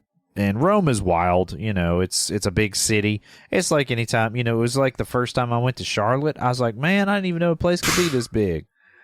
Dang, dude. It's like when I moved up to Blacksburg and I called my dad and I was like, Dad, they got 2 Hardys. And my dad was like, what, dude? Yeah, Dad, 2 in the same zip code. I don't know what's going on up here. I still think that's pretty wild, man. Wow, they're both closed down now. Yeah, that happened to our Hardys here, too. It's a shame, man. They can't get a good biscuit. R.I.P. Yeah, those $5 bags ran them down. You go ahead, man. It was so good. Probably because they put too much mayonnaise on their chicken sandwiches, though, dude. God, they slather it. What are they doing? I don't know. They probably spent most of their budget on mayonnaise, frankly. Well, this chicken doesn't need to be that lubricated. It does not. It eats fine. It does not need that much lubrication. Well, anyway, Proximo kisses the foot of the statue of Marcus Aurelius, and the fellows see the Colosseum for the first time, and Proximo reiterates his, win the crowd. In the palace, we cut to Commodus being creepy over Lucius. He's sleeping, and just watching a boy sleep. Don't be doing that. That's dude. weird. That's weird. That's weird, dude. Lucilla walks in and she's like, that is weird. She's alarmed. Why is he standing over my son? She's like, hey, sleep? Don't watch my boy sleep. Come on now. Yep. So she mixes up a sleeping tonic for her brother, and he drinks it without even questioning it, which leads me to the question of, like, what? If you want him dead, Lucilla, which comes up later, why don't you just poison him? Like, that would have been the time. And right by the there. way, the real life Commodus, in case you're wondering, the character or the real life person that this character is based on, he died. He was poisoned by his mistress, but the poison didn't quite kill him. So he was in the bath, and they hired a guy who was a gladiator and an athlete to come in and strangle him to death. The guy's name was Narcissus, and he came in and strangled Commodus to death in the bathtub. So that was the end of the real Commodus, who apparently was even worse than the one in the movie. I can't imagine, dude. Joaquin Phoenix plays it. I don't think that anybody could be more worthy of hate than the character he plays. Well, you're probably right. Lucilla gives him a sleeping potion, and Commodus whines, but we also learn that he's planning to dissolve the Senate, which is no big shock for us because he doesn't want anybody troubling his power. Commodus very suggestively goes, "You want to stay tonight?" And she's like, "No, I'm not going to do that." Ew. And so she, gross. gross. So she leaves, and in secret, which doesn't seem all that secret because they're wearing hoods and carrying torches walking down the street. Doesn't seem super secret to me. That seems awful suspicious, but who am I to say? Goes to visit Gracchus and Gaius. They discuss Rome, and this is that scene I was that is one of those extended scenes where we find out that he's basically selling off the future of Rome, that in about 2 or 3 years there's not going to be enough food for everybody and people are going to be starving to death. Selling off all the grain reserves. I've played enough Romances of the Three Kingdoms to know that you're not supposed to do that. You need to hoard your food so that when you build up your palace, you got enough food going forward. What in the heck? I feel just like to pay for your games. Yeah, I feel like Commodus didn't play enough board games and or video games. You always create a healthy resource engine, or your society's going to Rosenberg games, UA Rosenberg games. You always got to feed your workers at the end of the round. You got to feed the workers, Commodus. This is just basic economics. Jeez. Same thing. All those Koei Tecmo games, you've got to, same. We're speaking on the same side of the dice here, Kev. Dude, I'm with you. This guy's playing a bad hand, and I don't like it. Yes. Well, there's a cool speech here from Gracchus where basically he says they can't get to him, and I'm going to paraphrase because his speech is much cooler, but basically says they can't get to him, but they're going to bide their time, and they're going to be dangerous in the meanwhile. So, oh, sure. Okay. We cut back to the Colosseum, and we see Proximo, and he's arguing with the main promoter. He's kind of like the voice box. He announces all the fights, so presumably he puts them on or whatever. So he's arguing with him because he's drawn the Battle of Carthage, and he's on the side of Hannibal, which lost, right? And so he's knows all of his guys are going to be killed, and he's going to be out his money. So that's kind of a problem, isn't it, Travis? Yeah, well, it's no good to lose all your money in a fixed fake battle reenactment that's stacked against you. But you know what? I think we'll be all right. Plus, this Lucius comes by to talk to Max, and boy, what an awkward situation that is. What a coincidence that the one boy that matters came to you. It is a little weird, right? Like, so Lucius walks up and he's heard about the Spaniard, this great gladiator, and they kind of talk. And he's like, I heard you. Huge fan. I heard a huge fan. I heard your hands were He's big like the enough. Michael Jordan of gladiators. I mean, maybe not yet. Like, he's getting there. He's like a Patrick Ewing right now. You know what I mean? Like, he's almost there. Okay. One of the greatest of all time, but we don't know he's the greatest of all time yet. Settle down. He's like an Oscar Robertson. He's all right. Well, anyway, we're gonna need Alex to pull out more. Baseball superstars. Jerry Stackhouse of Gladiator. Yeah, there you go. Well, anyway, Travis, Lucius and him have a little fun dialogue. This doesn't seem fun to me, but he's like, I heard your hands were big enough to crush a man's. And he's like, no, but I could, a man's skull. He's like, no, but I could crush a boy's skull. And they both go, that's hilarious.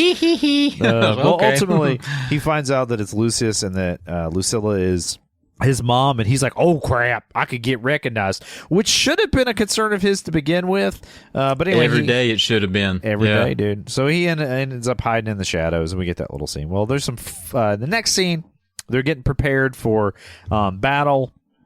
Maximus and I guess it is good to kind of motivate here. He does his hand dirt move, his eczema removal system, and then he decides, because he could get recognized, he's going to put a helmet on so he doesn't immediately get recognized. So he puts on that really iconic helmet, which I do believe Russell Crowe still owns this helmet, or at least one of the props or costume pieces. And so they get sent out, and he kind of knows that, okay, we're sent out. This is the Battle of Carthage. We're supposed to lose, which means we're all going to get killed.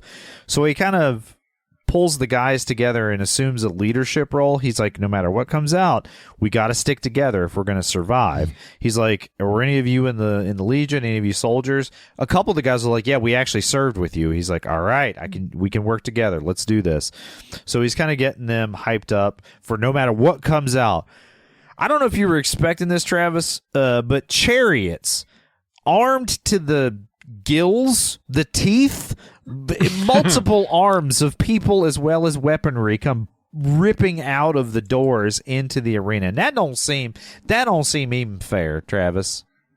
I agree. It seemed a little too much for what a bunch of fellers in their predicament could withstand. But Kev, I will tell you, the thing that caught my eye throughout this entire scene was that the entire arena is littered with enormous phallic-shaped columns for no... What are those doing? I would assume that's to delineate the racetrack. So the track would be around the inside. Around the outside rather. And the you think so? You think it's a racetrack thing and not something else? Well, can it be both? I don't know. Dude, I'm just asking. I love this carefree you again, talking about, phallic columns and stuff. You're not worried about Haley, are you? You just being you. And Come I at me, that. H-Dog. I'm out here talking about wiener-shaped columns in Gladiator, dude. Ooh, how's that Uncle for Doug. a modern discourse in cinema, huh? How about a modern That's right. dong course in cinema? That's right. But it is distracting to have all those giant dongs in the middle of the fight. But go on, Kev. There's a scene that happens here or something? I've never paid attention to that. I would have never in 100 years noticed those. They're there the whole time. Every time the camera pans down, it's like, look at that dong. I mean, I see the columns, but I would have never, that just didn't occur to me. But anyway, I was too invested in the cool fight scene that's happening, Travis. But there's a fight scene too. Yeah, there's a fight scene coming in. So anyway, the chariots come out. Clearly not fair. Our guys, we'll call them Team Red, Team Maximus, kind of form some ranks. They use a wedge shape in their shields. They have shields and spears to flip a chariot. Hagen ends up in danger. He's kind of like ignored the group at this point. He's not all on Team Maximus yet. He still wants to do his own thing, but Maximus runs over and saves him at his own peril. After Hagen takes an arrow not in the knee, but in the calf. And dude, an arrow to the calf has got to sting. That hurts, dude. Arrow in the calf, right through the old leg meat, through your chicken bone. I don't want that. Ugh. Well, they use that flipped chariot to their advantage to kind of wreck another chariot. It's just a bunch of awesome stuff happens. They do cut a person in half who happily puts their hands above their head in anticipation. Yeah, that happens. Like the chariots have these spikes sticking out from the wheels, and they just cut this person in half. They just some awesome stuff happens. Maximus gets on a sword. He kills like 2 dudes while he's on the sword, and he's like riding around like the general, like that he was, And he they stole win. a horse. They win. They're not supposed to win. Against all odds, they somehow managed to win. If I were the emperor, I'd want to talk to that guy. He seems pretty good. He could be the quarterback for our football team. He's so good. Well, you are just like Commodus. What? Because that's what he wants to do. He says, I think I'll meet him. I'd like to meet that gladiator. I think he's cool. So he kind of heads down, and we know that he's going down because, they basically announce the emperor wants to meet you or whatever. Maximus kneels down because he sees the head of an arrow, an arrowhead with a little bit of the shaft, just a little bit of the shaft still attached, Travis. Yeah, so right shift tapped to the head of the arrow. Yeah, yeah. So he picks up that arrowhead, and he kind of palms it, and we know he's going to try to take the emperor out. So yeah, but then he sees that little boy there, and he goes, "I can't kill him in front of the boy." Which again, you're like, Maximus, really? Just kill him in front of the boy. Yeah, just kill him in front of the boy. Just do the murder in front of the boy. There is a lot of, and there are multiple times in this movie where you once Commodus it basically knows that Maximus is the gladiator or the Spaniard. It's like you should have just killed him. Just deal with the bad PR for a week or two, and people are going to forget. You should have just murdered him. But anyway, do you think though if he had the army there would have probably taken him out pretty immediately, right? Well, they're letting him keep him in basically as a slave and as a gladiator. So no, I don't think they would have done anything. You don't think they would have killed him immediately if he attacked the emperor? Oh, I think it would have been a suicide run, but I think he had more than enough access that he could have. Especially we're talking about Maximus here. He could have easily stabbed him right in the carotid, pulled it back towards him, ripped that vein open, and he's not recovering from that. You know what I mean? No. I mean, yeah, I'm just saying, Maximus himself would have been done in rather quickly. Yes, if he had done that. Oh yeah. But I don't think he cares. I think he doesn't. I think he would have been perfectly okay with that as an outcome at this point. But anyway, Lucius, as you said, comes out, so he decides not to kill Commodus in front of him, and he turns his back to the emperor. Yeah, and the crowd's loving him too, dude. And it's making Chromadon very upset. He does not like this. And he says, "Tell me who you are," or something like that. Very, very forceful. This is when Maximus does the famous speech, "I am Maximus Decimus Meridius," and throws his helmet off. "I will have my vengeance in this life or the next." So cool, right? And everybody is just aghast at how awesome he is, and the crowd shouts down Commodus as he's getting ready to give him the thumbs down, which would mean to kill him, right? So Commodus leaves the stage. Also, by the way, I don't know if you paid attention, Quintus follows Commodus in here, Maximus's old homeboy, and he looks like he has poo-pooed in his pants when he sees Maximus alive. It's awesome. And the crowd doesn't like Commodus's attempts, so Maximus has survived and gets taken back to the holding quarters for the gladiators. Now, later in the next scene, Commodus is in a basement somewhere, and this is an added scene in the extended edition that probably didn't need to be in here, where he just hits his daddy's head statue with a sword a bunch and cries. Oh, he's sad and upset. I think I needed it. I needed to see him. Did you? Yeah, because I wanted to hate him even a little more. And this allowed me to do such a thing. Right. Also, I guess it was still a fresh statue, just been clayed, because it just kind of puts dents in it. You know what I mean? Yeah. Yeah, he doesn't completely take it. I think he breaks the sword on the statue. And then he goes to punch it, too. And then he's like, "No, that hurt my hand. I'm not." He thinks better of it. Yeah. Well, anyway, I don't know that scene need to be added, but it's in the extended edition. I loved it. So. Shut up. Good. Lucia and Commodus are kind of having a little bit of a dialogue in the next scene, and Commodus has regained his composure. He's signing some official documents, and he tells his sister he's vexed. And she does an expert job of kind of directing his rage away from Maximus here. He basically says, she says, hey, if the Legion didn't tell you that he was dead, they don't respect you. They need to be punished. So gets him thinking about that rather than immediately killing Maximus, I think is her intent here. I agree. You can tell, and it's not anything that is really outwardly stated, but you can tell she's had a lifetime of practice in manipulating her brother. Yeah. And staying out of trouble and keeping them out of trouble and keeping her out of trouble. Like, she really knows how to be the puppeteer. Right. Very much so.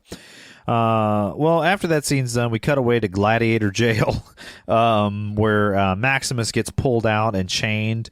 We're like, uh-oh, what's gonna happen here?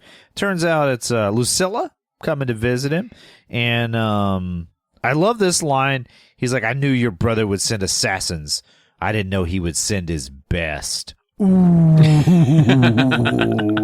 Got it. Got a bit of a heartbreaker in the room. Okay. Yeah. Anyway, he's upset about the murder of his family, and he grabs her by the throat like he's going to kill her. Don't do that. And you can make a point without grabbing a woman's throat, trust me. And she basically explains her situation, her side of it. Like, I've lived in fear this whole time, that what might happen to my son, so I haven't been able to act on it. And I wept for your family. He's like, oh, I bet you did while they were being murdered. Oh, I bet you wept for my family. Oh. But anyway, eventually she kind of convinces him that there's a senator that he should meet, that it could be helpful, I don't want to meet your stupid senator. Yeah, that's basically what he says. I don't want to meet her. Get out of here. Guards, she's done with me. So here's another problem I have. He doesn't shout that much louder, to the guards than he's been talking to her, if at all. So, like, these guards have been ear distance away and have heard this whole conversation about her conspiring against the emperor and all that. Oh, she's conspiring. Yeah, and they're not going to try to capitalize on that. They're just going to go, okay, that's fine. Okay. Yeah. All right, whatever. Okay, yeah, it's conspiring. Oh, get her out of here. Yeah, we got that. Yeah. Oh, and the point that we're supposed to take away from many of these conversations is Lucilla's secretly working against her brother, basically. He's a bad dude. Well, anyway, Travis, we cut to a scene where we have two guys on poles who are members of the Legion that Maximus was in, and they were kind of the two guys that were they were the two guys that were supposed to be responsible for making sure he's dead, and he wasn't. He weaseled out. Their story is, and this is actually pretty plausible, that when they went to check on the unit, everybody there was dead, so they assumed that they were attacked by Germanic forces and that Maximus was killed as part of this, right? But they didn't find his body. So Quintus is there, and he's kind of pleading for their lives. This is an extended scene, too, by the way. This is, and Quintus is like, these are two of our best. We ain't got to be killing these boys. These are two of our best. They're very loyal to the Emperor. I mean, come on, they love you, dude. They've got your baseball cards on their windowsill. And Commodus, in no uncertain terms, tells him, well, Quintus, it was either they didn't tell me or you didn't tell me. So, I need to know if you're loyal. You give the order to kill them. And Commodus goes and stands, which, again, no matter how confident you are, this is real dumb. He goes and stands between two guys that they're about to shoot arrows at. Not to mention, he's already had those fellers knock their bows. They've been aiming for a while. They're getting real shaky. Like, any minute now, one of them could slip. Well, no PPE on, not a helmet. No, none of that. I don't even think they rosined up their bows. Wait, that's if you're playing fiddle. That's something different. Well, anyway, Quintus does give the order, and those two guys are executed because Quintus decides he'd like to live a little while longer. That's my thing with Quintus. I'm like, this man I don't even know if he has a soul. He's just programmed to move on. He is. Well, we after this scene, which again is an added scene for the extended edition, we head to the Gladiator quarters. I do like that scene was added, though. Like, I do think that's a pretty cool scene. I don't think it's I can see why it was cut, because I don't think it's necessary to progress the plot forward, but it is kind of a cool character arc thing to kind of see Commodus continuing this sort of descent into just evil, just more evil. Yeah. I like that. But Well, anyway, we cut to the Gladiator quarters. They're playing some kind of game with a snake. Travis, I don't know if you would play this game. I didn't like it. I didn't like this game. The snake's fine. Snake did a great job, but I just didn't want to see it. And again, I am sorry about being a part of those snakes that were turned loose in your game room. I am sorry about that. Well, you better be sorry about that. And I didn't forget it either. No, it's. I know you didn't forget it, but you did forgive it, right? Maybe a little bit. Okay, cool. I mean, I told Uncle Doug not to. Anyway, it doesn't matter. Listen, Haley is the real problem on this podcast. Yeah. Well, you didn't put snakes in her game room, did you? Shh. You did? Whoa. Whoa, dude. No, I didn't. She didn't have a game room. She does art. She likes snakes anyway. Probably wouldn't even matter as much. Like, oh, that's so cute. Well, anyway, in the Gladiator quarters, are playing a game with a snake, and then Hagen asks about Maximus's history, that kind of thing, and he takes a bite of Maximus's food because Maximus is looking at it like it might be poisoned, and he pretends like he's poisoned. It's a whole thing. They laugh. It's fun. Boys being boys, dudes being fellas. Just dudes being fellas. Juba does say, again, this is kind of establishing the convention that kind of carries through the film. He's like, you've got a great name. He has to kill your name before he can kill you, which I totally, if I was Commodus's advisor, I'd be like, you don't have to you just kill him. Just kill him, and then you don't have to worry about it. You can figure the rest out from there.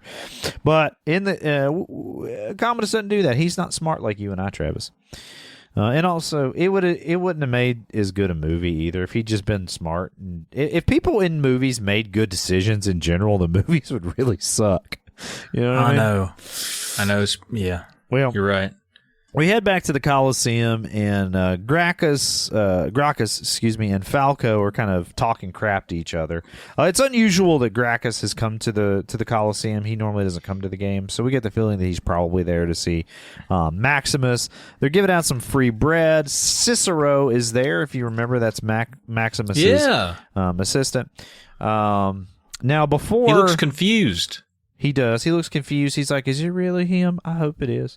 Now, before Maximus goes out to fight, we find out that Caesar has brought back Tigris of Gaul, who is this undefeated bad mamma jamma. Like, he was given his freedom because he was completely undefeated, right? And he's been brought back for one more battle. And we also find out Commodus is talking to Lucilla, and he says, don't worry, Maximus dies today. It's been taken care of. Now, he's been scheming. Do you know what his idea was to take care of Maximus instead of just like shooting him with arrows when he couldn't defend himself? His idea is, I'm gonna put some tigers on chains that can't really reach him but could almost reach him. Like that's his plan for stacking the odds against Maximus in this fight. I'm gonna hit him with that kind of tiger. Which he also could have just been like, let's send 30 guys out there to fight Maximus and some tigers. Like, there are many more options. But anyway, that doesn't matter. It's all for fun, the movie. Maximus does his dust thing, and right off the rip, Tigris kicks dirt into Maximus's eye and kind of whacks him back, moves him backwards towards the pit with the tiger. Tiger jumps out.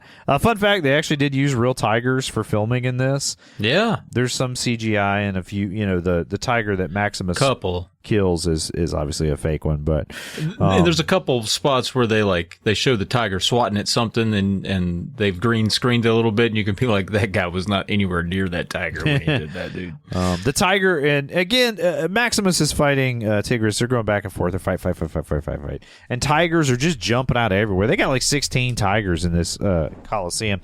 But yeah. And the tiger that jumps on Maximus's back, that was a performer that did have a tiger actually jump on his back, which would be super, super scary. No, thank you. Did he mean for that to happen, or? Yeah, I think it was the animal trainer. Well, anyway, eventually, again, Maximus gets knocked down, but we've established that he can fight from his back pretty well. Mm-hmm. That's actually the only way I can fight. When a fight breaks out, I immediately hit the ground. Because I can fight so good on my back. Yeah. I see you're a jiu-jitsu practitioner. You pull that guard, and you're just like, man, I'm hitting a triangle choke on you, fool. I know the other guy's usually also not on the ground yet. I just go ahead and get down there and wait for him to come down there with me. Yeah, like a spider to the web. Nice job. Yeah, I say Nice get on job, down buddy. here at some point when you're ready. Well, Maximus hits him in the face with a shield while he's on the ground, disorients him, and then uses the back part of this axe that has a spike on it to stab in the guy's foot, so he's immobile, he can't move. And Maximus is standing over him. Everybody wants Maximus to kill him, and Commodus gives him the thumbs down like he should kill him, but Maximus is like, no, I ain't doing what you say. Screw you, man. Yeah, screw you, man. Screw off, dude. It's our. He says this is my podcast network, and then he walks away. Yeah. Yeah, he's really stuck it to him. But then everybody was like, everybody that was like rooting for him to kill him was like, oh, snap, dude, Maximus the Merciful. Heck yeah, dude, this guy rules. He didn't even kill that guy we wanted him to. So it actually works out in his favor again. Yep. I love he's it. so smart. It's so good. And he's walking away, and the Emperor's guards come out and kind of surround him so he can go no further.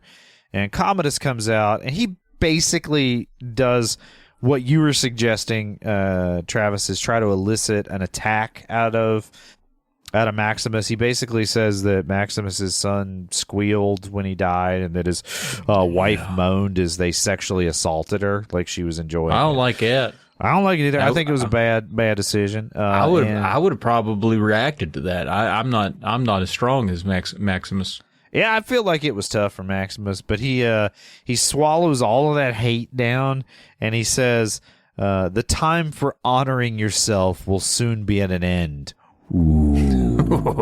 He's got some good lines in this one, you know what I Dude, mean? he's got real good lines, dude. And then he goes back in the gladiator showers, and he's like, I'm tired from battle. Yeah. That's so good. I got to remember to say that when I go upstairs later because I was supposed to fold the towels. Yeah, dude. We're like, oh, sorry, I was tired from battle. Me and Kev were down there battling. We're just battling. I saw your eyebrows jump up when I said gladiator showers too. I saw Yeah. that. But I was it's like, dude, what? How? just figure of speech. Well, anyway, as Maximus is being taken from the Colosseum to the holding area, Cicero has a quick conversation with him about his legion, his men.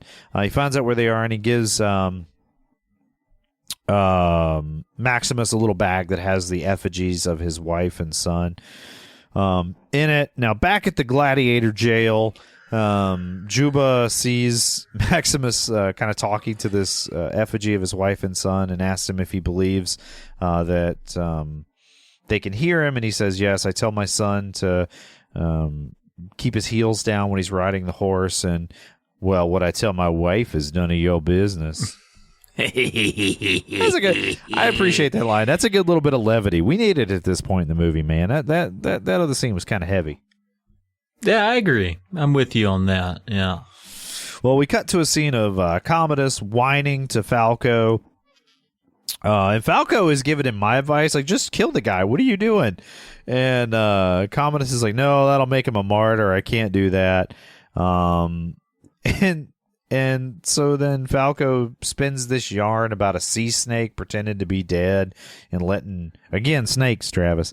Letting things feed on it and stuff. Yeah, and then, bam, that's when you strike. So Commodus is going to try to be more wily, is the takeaway from that. We cut to the next scene where Cicero has gotten to the exterior area of the jail, you know, where Lucius talked to Maximus before, and they're able to kind of connect. And we find out that the Legion is maybe 2 days from Rome that Maximus was a part of, and that they would be ready to fight for him at any given time. That's got to feel pretty good. That does got to feel I don't good. even think I could get like 3 homies to fight for me at the drop of a hat. Like, this guy's got a whole legion. You know what, though, dude? I'd be one of them. Yeah, it'd be you and like the 2 unhoused fellas that I buy coffee for every now and then. But you guys are a ruthless bunch, and one of them carries brass knuckles. At least that's what he says those are. Yeah, nice. So I would be okay, but just saying, I don't have a legion. No, you don't, but you got 2 unhoused guys and me. Yeah. Carl, and Kev, I love you guys. Well, anyway, Travis, just know I got your back, buddy. Okay. So, anyway, Cicero's given the assignment of telling Lucilla that Maximus does want to meet that politician, which it would have been way easier if he just said earlier in the movie, I would like to meet him, instead of being all grumpy.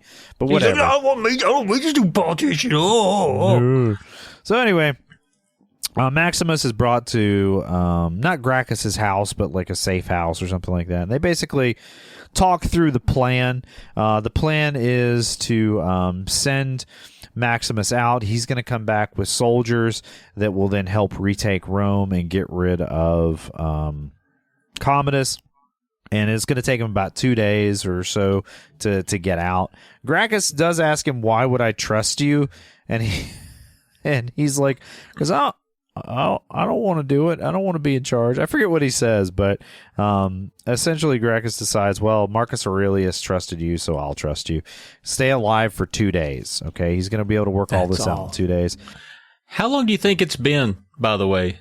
Do we get any idea of how long it's been since he has been on his journey? We do, in the sense that it was 60-some days of games. It was either 60 or 65 days right, of games. that's right, out of like a, okay. So, so a couple months. Presumably it's been a couple of months he's been in Rome. Previous to that, it probably wasn't that long, maybe another couple months or so. But we don't have an exact timeline, I don't think. Well, this next section of the movie is just machinations. Gracchus is with his sends his servant out, and this is kind of some added stuff here too for the extended edition. But sends his servant out, and Proximo kind of observes that servant is being followed, and he tells Maximus things are too dangerous. Maximus is basically trying to convince Proximo to go ahead with this plan, which would put a lot of money in his pocket. Basically, Gracchus is going to buy his freedom. And finally, Maximus tells Proximo that Marcus Aurelius, the guy that gave him his freedom, was killed by Commodus. And that's what finally convinces Proximo to kind of go along with the whole plan. That is a lot of names, by the way. And I feel like I maybe got most of them right there in remembering that series of events. You've been nailing it. I think you've done a good job this episode, because typically, and I think it's my fault usually, I'll just start saying the actor's name as opposed to the character's name. But we've been very consistent about our Maximi and our Marci and our Custis. Yeah, good old Custis. Well, all of that happens, but as we mentioned, the senator's servant was followed, so now Gracchus has been arrested, and he's basically thrown in the same jail as the gladiators. I don't know how that works. Oops. And Lucilla approaches Commodus and kind of has a quick scene with him, and he's basically very suspicious of her. But she allays his concerns by telling him that she'll lay in the bed with him. And he's very creepy here. And I don't know, he just kind of passes out and goes to sleep in the bed with her. And I don't know. Oh, he also does this thing where he's like, open your mouth. He wants to like put his fingers in her mouth. I mean, there's a lot of weird incestual things going here, but he eventually kind of goes to sleep, and she gets up and leaves. He's so icky. He's very icky. I'm glad she got out of there. And oh yeah, she goes to see Proximo and basically tells Maximus, hey, we got to leave tonight. Like, my brother is on to us. We got to make this work. So she's set up for Cicero to be outside the gate, and Maximus to kind of have a change of Maximus has had a change of heart about her and trusts her, and they kiss. They kiss, Travis.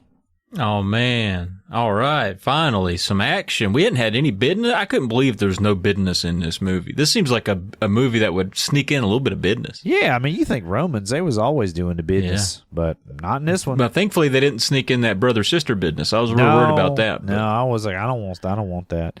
No. Well, Commodus wakes up to, again, the children in this movie have the survival instincts of something that has low survival instincts. I don't know. A lemming, maybe? A deer? A deer. Yeah, they just run back in front of the car sometimes. He is sword fighting in Commodus's chamber. I don't know why he's doing that. And he says to his uncle I'm not Hercules. I'm Maximus, the savior of Rome. And Commodus is like, who said that to you? And apparently it was Lucilla said this to Lucius at some point, which seems stupid. It seems very dumb to tell her son that Maximus is the savior of Rome. If you're trying to keep it from your brother. Am I wrong there, Travis? You're telling this poor little kid?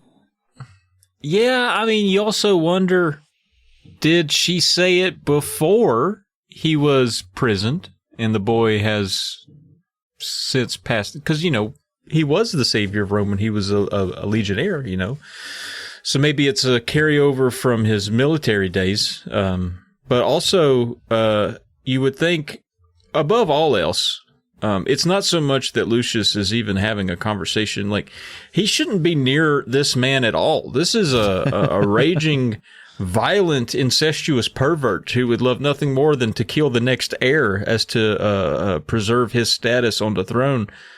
So, yeah, I guess I'm not worried about what he said, as opposed to why isn't he not, why? I would ship him off to space camp. That boy would be. Travis, do you just want to go to space camp? Is this how you tell me? I'd send that boy right to space camp. He would not be anywhere near Yo Queen Phoenix. Well, it starts to fall apart at this point because Lucilla comes back and finds Lucius in the clutches of Commodus, who basically lays out this story about this previous Caesar who murdered all these people that betrayed him, and in no uncertain way tells her, I'm going to kill your son if you don't tell me everything. So she spills them beans. She just spills all them beans, Travis. Yeah, well, what are you going to do? So she gets the information threatened out of her. And we see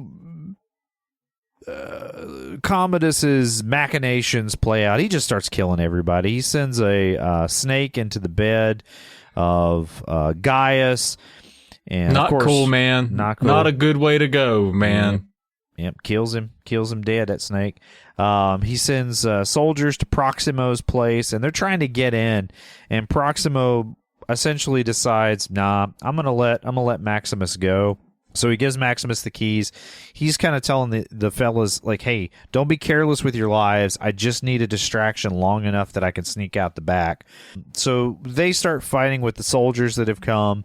Poor Hagen, he dies. He does get careless with his life. And Proximo, gonna miss him. Whoo, Proximo gets stabbed like 30 times. I mean, they stab him a whole bunch. They were so mad at him. Mad. He got ruined. Yeah, he was leaking from every which way after that. Whew, boy, I tell you what, like a radiator that's sprung a leak. Yeah. It hopefully is all to the good because Maximus has snuck out the back and he sees Cicero in the distance, kind of in the fog. He whistles for him to come, and it turns out, nope, there's a rope around his neck. Oh, no. Oh, yeah. Darn, man. You hate to see that. And he don't make it, and he tells him, hey, get out of here. He gets shot with arrows. Maximus is surrounded. He's going back to Gladiator jail, dude. Ah, that sucks, man. This would be, they could have just killed him right here and be like, he got away. If they really wanted to get rid of him. Again, but Commodus, to his point, has a plan. So very early the next morning, Commodus has decided he's going to keep Lucius by him at all times. And if his sister gets out of line, and he's monologuing this to Falco while he's got his sister in the room, and she looks in the room. Yeah, she looks devastated. And he's like, yeah, you know what? I'll let you live. Am I not merciful? And then he gets like an inch from her face and screams, am I not merciful? Dude, he's despicable. I hate him so much. At this point in the movie, I think the cheese is slid off his cracker. All the way off his cracker. I mean, at this point, I'm like, it's a shame about River. River would have been the better brother. He would have. He would have, man. I liked River, man. He was so good at Stand By Me. Oh, loved him. Joe Queen is just on my nerves. Joe Queen is no good. We cut to under the Colosseum. Commodus meets with a chained Maximus. Maximus can't move. And he Commodus does actually have an interesting plan here. He wants to fight Maximus in the Colosseum, in the arena, and Maximus is like, you'd really fight me? You want to fight me? Like he's like, so you caught wanna off fight guard. He's me? like, you want to die? Because I'm a kid. He's like, I killed like 30 people just the other day. I don't know if you saw it. Commodus and Maximus have this quick dialogue that I love, where Commodus says, "Oh, Maximus, you're not afraid of anything," and Maximus says, "I was once told by a friend that death smiles at us all. All we can do is smile back." And Commodus says, "Well, did this friend of yours, did he die smiling?" And Maximus says, "Well, you'd know it was your daddy." Got him, dude, because he killed his dad with his tummy hug of death. The tummy hug of death. That ain't gonna work on Maximus, though. You can't hug him to death. He's been hugged by professionals. No, I wish I could, though, because he's handsome. He is, man. Russell Crowe. Does he get hotter than Russell Crowe in 2000? And I'm glad you said in 2000, because not shortly thereafter he gets pudged up. I still think he's a good looking man. No, he's handsome. He's handsome. Well, anyway, Commodus hugs. He does do a hug here and a kiss of Maximus, and then he stabs him in a mortal way, so that Maximus is sort of slowly bleeding to death before they go out and they fight in the arena, because that was Commodus's plan, so that he would look like the big man. Again, a little bit of vanity here, right? Like he wants to look of course, like the big man in front of the crowd, and that he thinks that's really going to cement his place as this iconic and powerful Caesar by killing the great Maximus. What, do you get him through like the back shoulder blade or something? It looked like, he where it stabbed him, kind of between the ribs, maybe punctured along that sort of thing. Because he doesn't have use of his left arm basically the entire fight. Right. I would say, Commodus, stab him a few times. Like, let's just, maybe 2 or 3, maybe a big cut somewhere, But he doesn't, I guess, want... Take an eye out. Yeah, I don't know, whatever it is, but they throw some armor on him so he can't be seen. And Jawala Queen Phoenix is dressed in all kinds of white, nice looking armor. He looks very regal. Well, in the arena, Maximus does his dirt ritual, even though he's injured. It's his thing. A sword gets tossed on the ground in front of him, and he's got to fight Commodus, and he's struggling a little bit. I mean, he's been stabbed. He gets a slash on the arm. Eventually, he does get the better of Commodus and disarms him. Oh, there's one cool move where he kicks him so that he's just vertical in the air and flops on his back. That's a good Maximus moment. Well, Commodus and throughout the course of the fight, he's getting some pretty severe wounds on Maximus, but eventually he does get disarmed, and he demands a sword from the soldiers in there, and Quintus goes, "Nah, I don't give it to him," which that's a big gamble, because that's a big gamble. If this don't pay off, you're dead, dude. You are not. You don't get a second chance. Well, it was weird that he stood up here. I guess he was like, "Wait, rules are rules, man. We don't. I have no soul. I only do what I'm told. Rules are rules." There's an extended bit of dialogue that actually happens right before they go up into the arena between Quintus and Maximus, and I can't remember what Maximus tells him, but that's part of his character arc, I guess. And you can see him really looking at Commodus like, this guy's real bad. But back to the fight. Commodus has a hidden dagger that he pulls out and tries to get Maximus with it, but come on, man, we talk about Maximus here.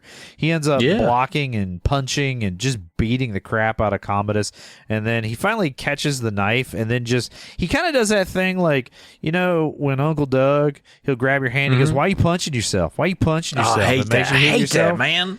Well, I'm not. I say it's still better than what Maximus does to Commodus. He makes him stab himself. He just basically out-bro strengths him and makes him stab himself. And Commodus is dead. I liked it though. It's also, I like it because it's not played up too much. It's a very subtle. I don't even know if I want to say subtle. It just kind of happens. There's no big music swell or I don't know. It just, you're like, is it happening? We're killing this guy finally? Well, Maximus is on death's doorstep now, and he's quite literally. There's a recurring image as Maximus is going in and out of consciousness of this doorway, presumably leading to the afterlife. But Quintus kind of calls him back for a second, and Maximus lays out his commands as I guess because you killed the emperor, you get to be in charge. I don't know.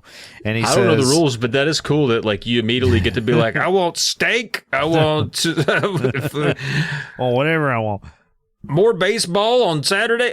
Whatever you want. I would love a good baseball game on a Saturday. He orders his men to be released and Gracchus to be released and reinstated. And then he just flops over, man. He's almost dead. Lucilla runs over to him, and she tells him to go to them, go to your family. And Maximus passes away.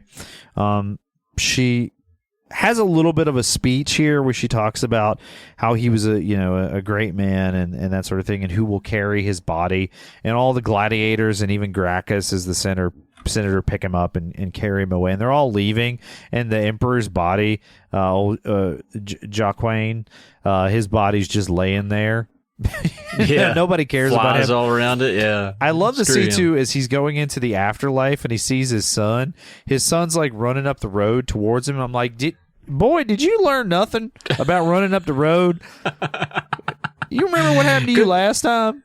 Boy, you're gonna get hit by a horse. You need to settle down. You need to settle down.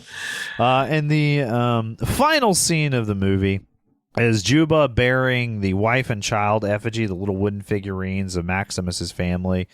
And he says, I will see you again, my friend. Not yet. Not yet. That's Not yet. That's it. I can't say yet. Yet we made it to the end of Gladiator, the extended edition. Whoo, boy, that is a movie, man. It's so much movie, dog. You're out of breath. You're doing all right, though. You hang in there. Boy, Ridley Scott really put one together. He was like, I've got a bunch of ideas, and they're all good, and they're all gonna fit in here. We're doing it. We're doing all of them. I really do think every beat of this movie is really good, and I'm blinded by some teenage nostalgia for loving this movie, but I really do think it holds up. This rewatch more than anything solidified it for me. I was like, dude, this movie is just my speed. I wouldn't say every shot in it's perfect. It doesn't feel like a perfect movie in that sense, but like there's so many good, amazing, memorable scenes and lines in this.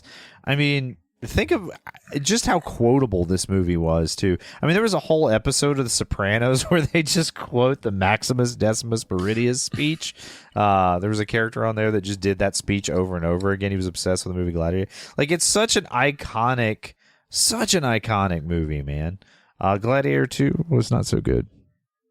I haven't seen Gladiator 2, but I think this one is a movie that is epic without excess, and I don't know how else to describe what I mean by that, but I think modern movies that try to do this are they sniff their own farts a little too much. This one does a little bit, but it also strikes like the right balance where it's still a very digestible movie, and it's trying pretty hard, but it's not like too hard. It ages well in a lot of ways, right. And that's why I just really respect it. I think it's really good, and I still hate Joaquin Phoenix. Yeah, well, of course you do.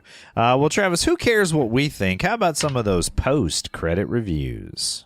I got them if you want them. Here we go. All right. We got a 5-star here from Corey. Corey, back in November of 2024, says, just the coolest possible thing you can imagine. Yes, Maximus, I am very much entertained. Do it again.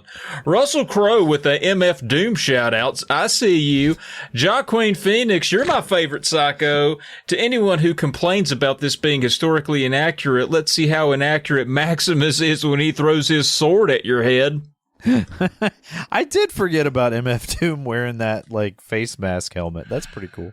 That's a good reference. I appreciate that. Right on, dude.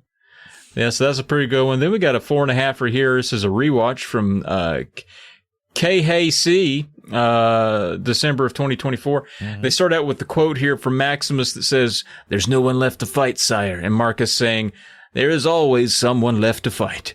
Is it historically accurate? No. But it is never intended to be. It's just entertainment, and in this case, it's all I need. Russell Crowe gives perhaps the best performance of his career. Joaquin Phoenix as the king of morons is a bastard, and Connie Nielsen, I'm still in love. Man, amen on that. Amen on that. I do feel like we need more historical fiction movies. Let's not worry about this historical accuracy and realism. Let's just have a good time. You know what I mean? I'm all about it, brother. Let's just have fun with it. It's a canvas paint on it, all right? Yeah, we got a 3.5 right here from Brandon back February of this year. I don't know. I didn't really enjoy this movie that much, but it isn't a bad movie overall. I just think the runtime was a bit long, and that's what made some parts of it boring. And the battle scenes I didn't really enjoy as well, as I just felt like it was just too fast, like way too fast, and couldn't really process what was going on that quickly, And I really liked the score composed by Hans Zimmer and Lisa Gerard, though. Okay. All right. Well, I don't.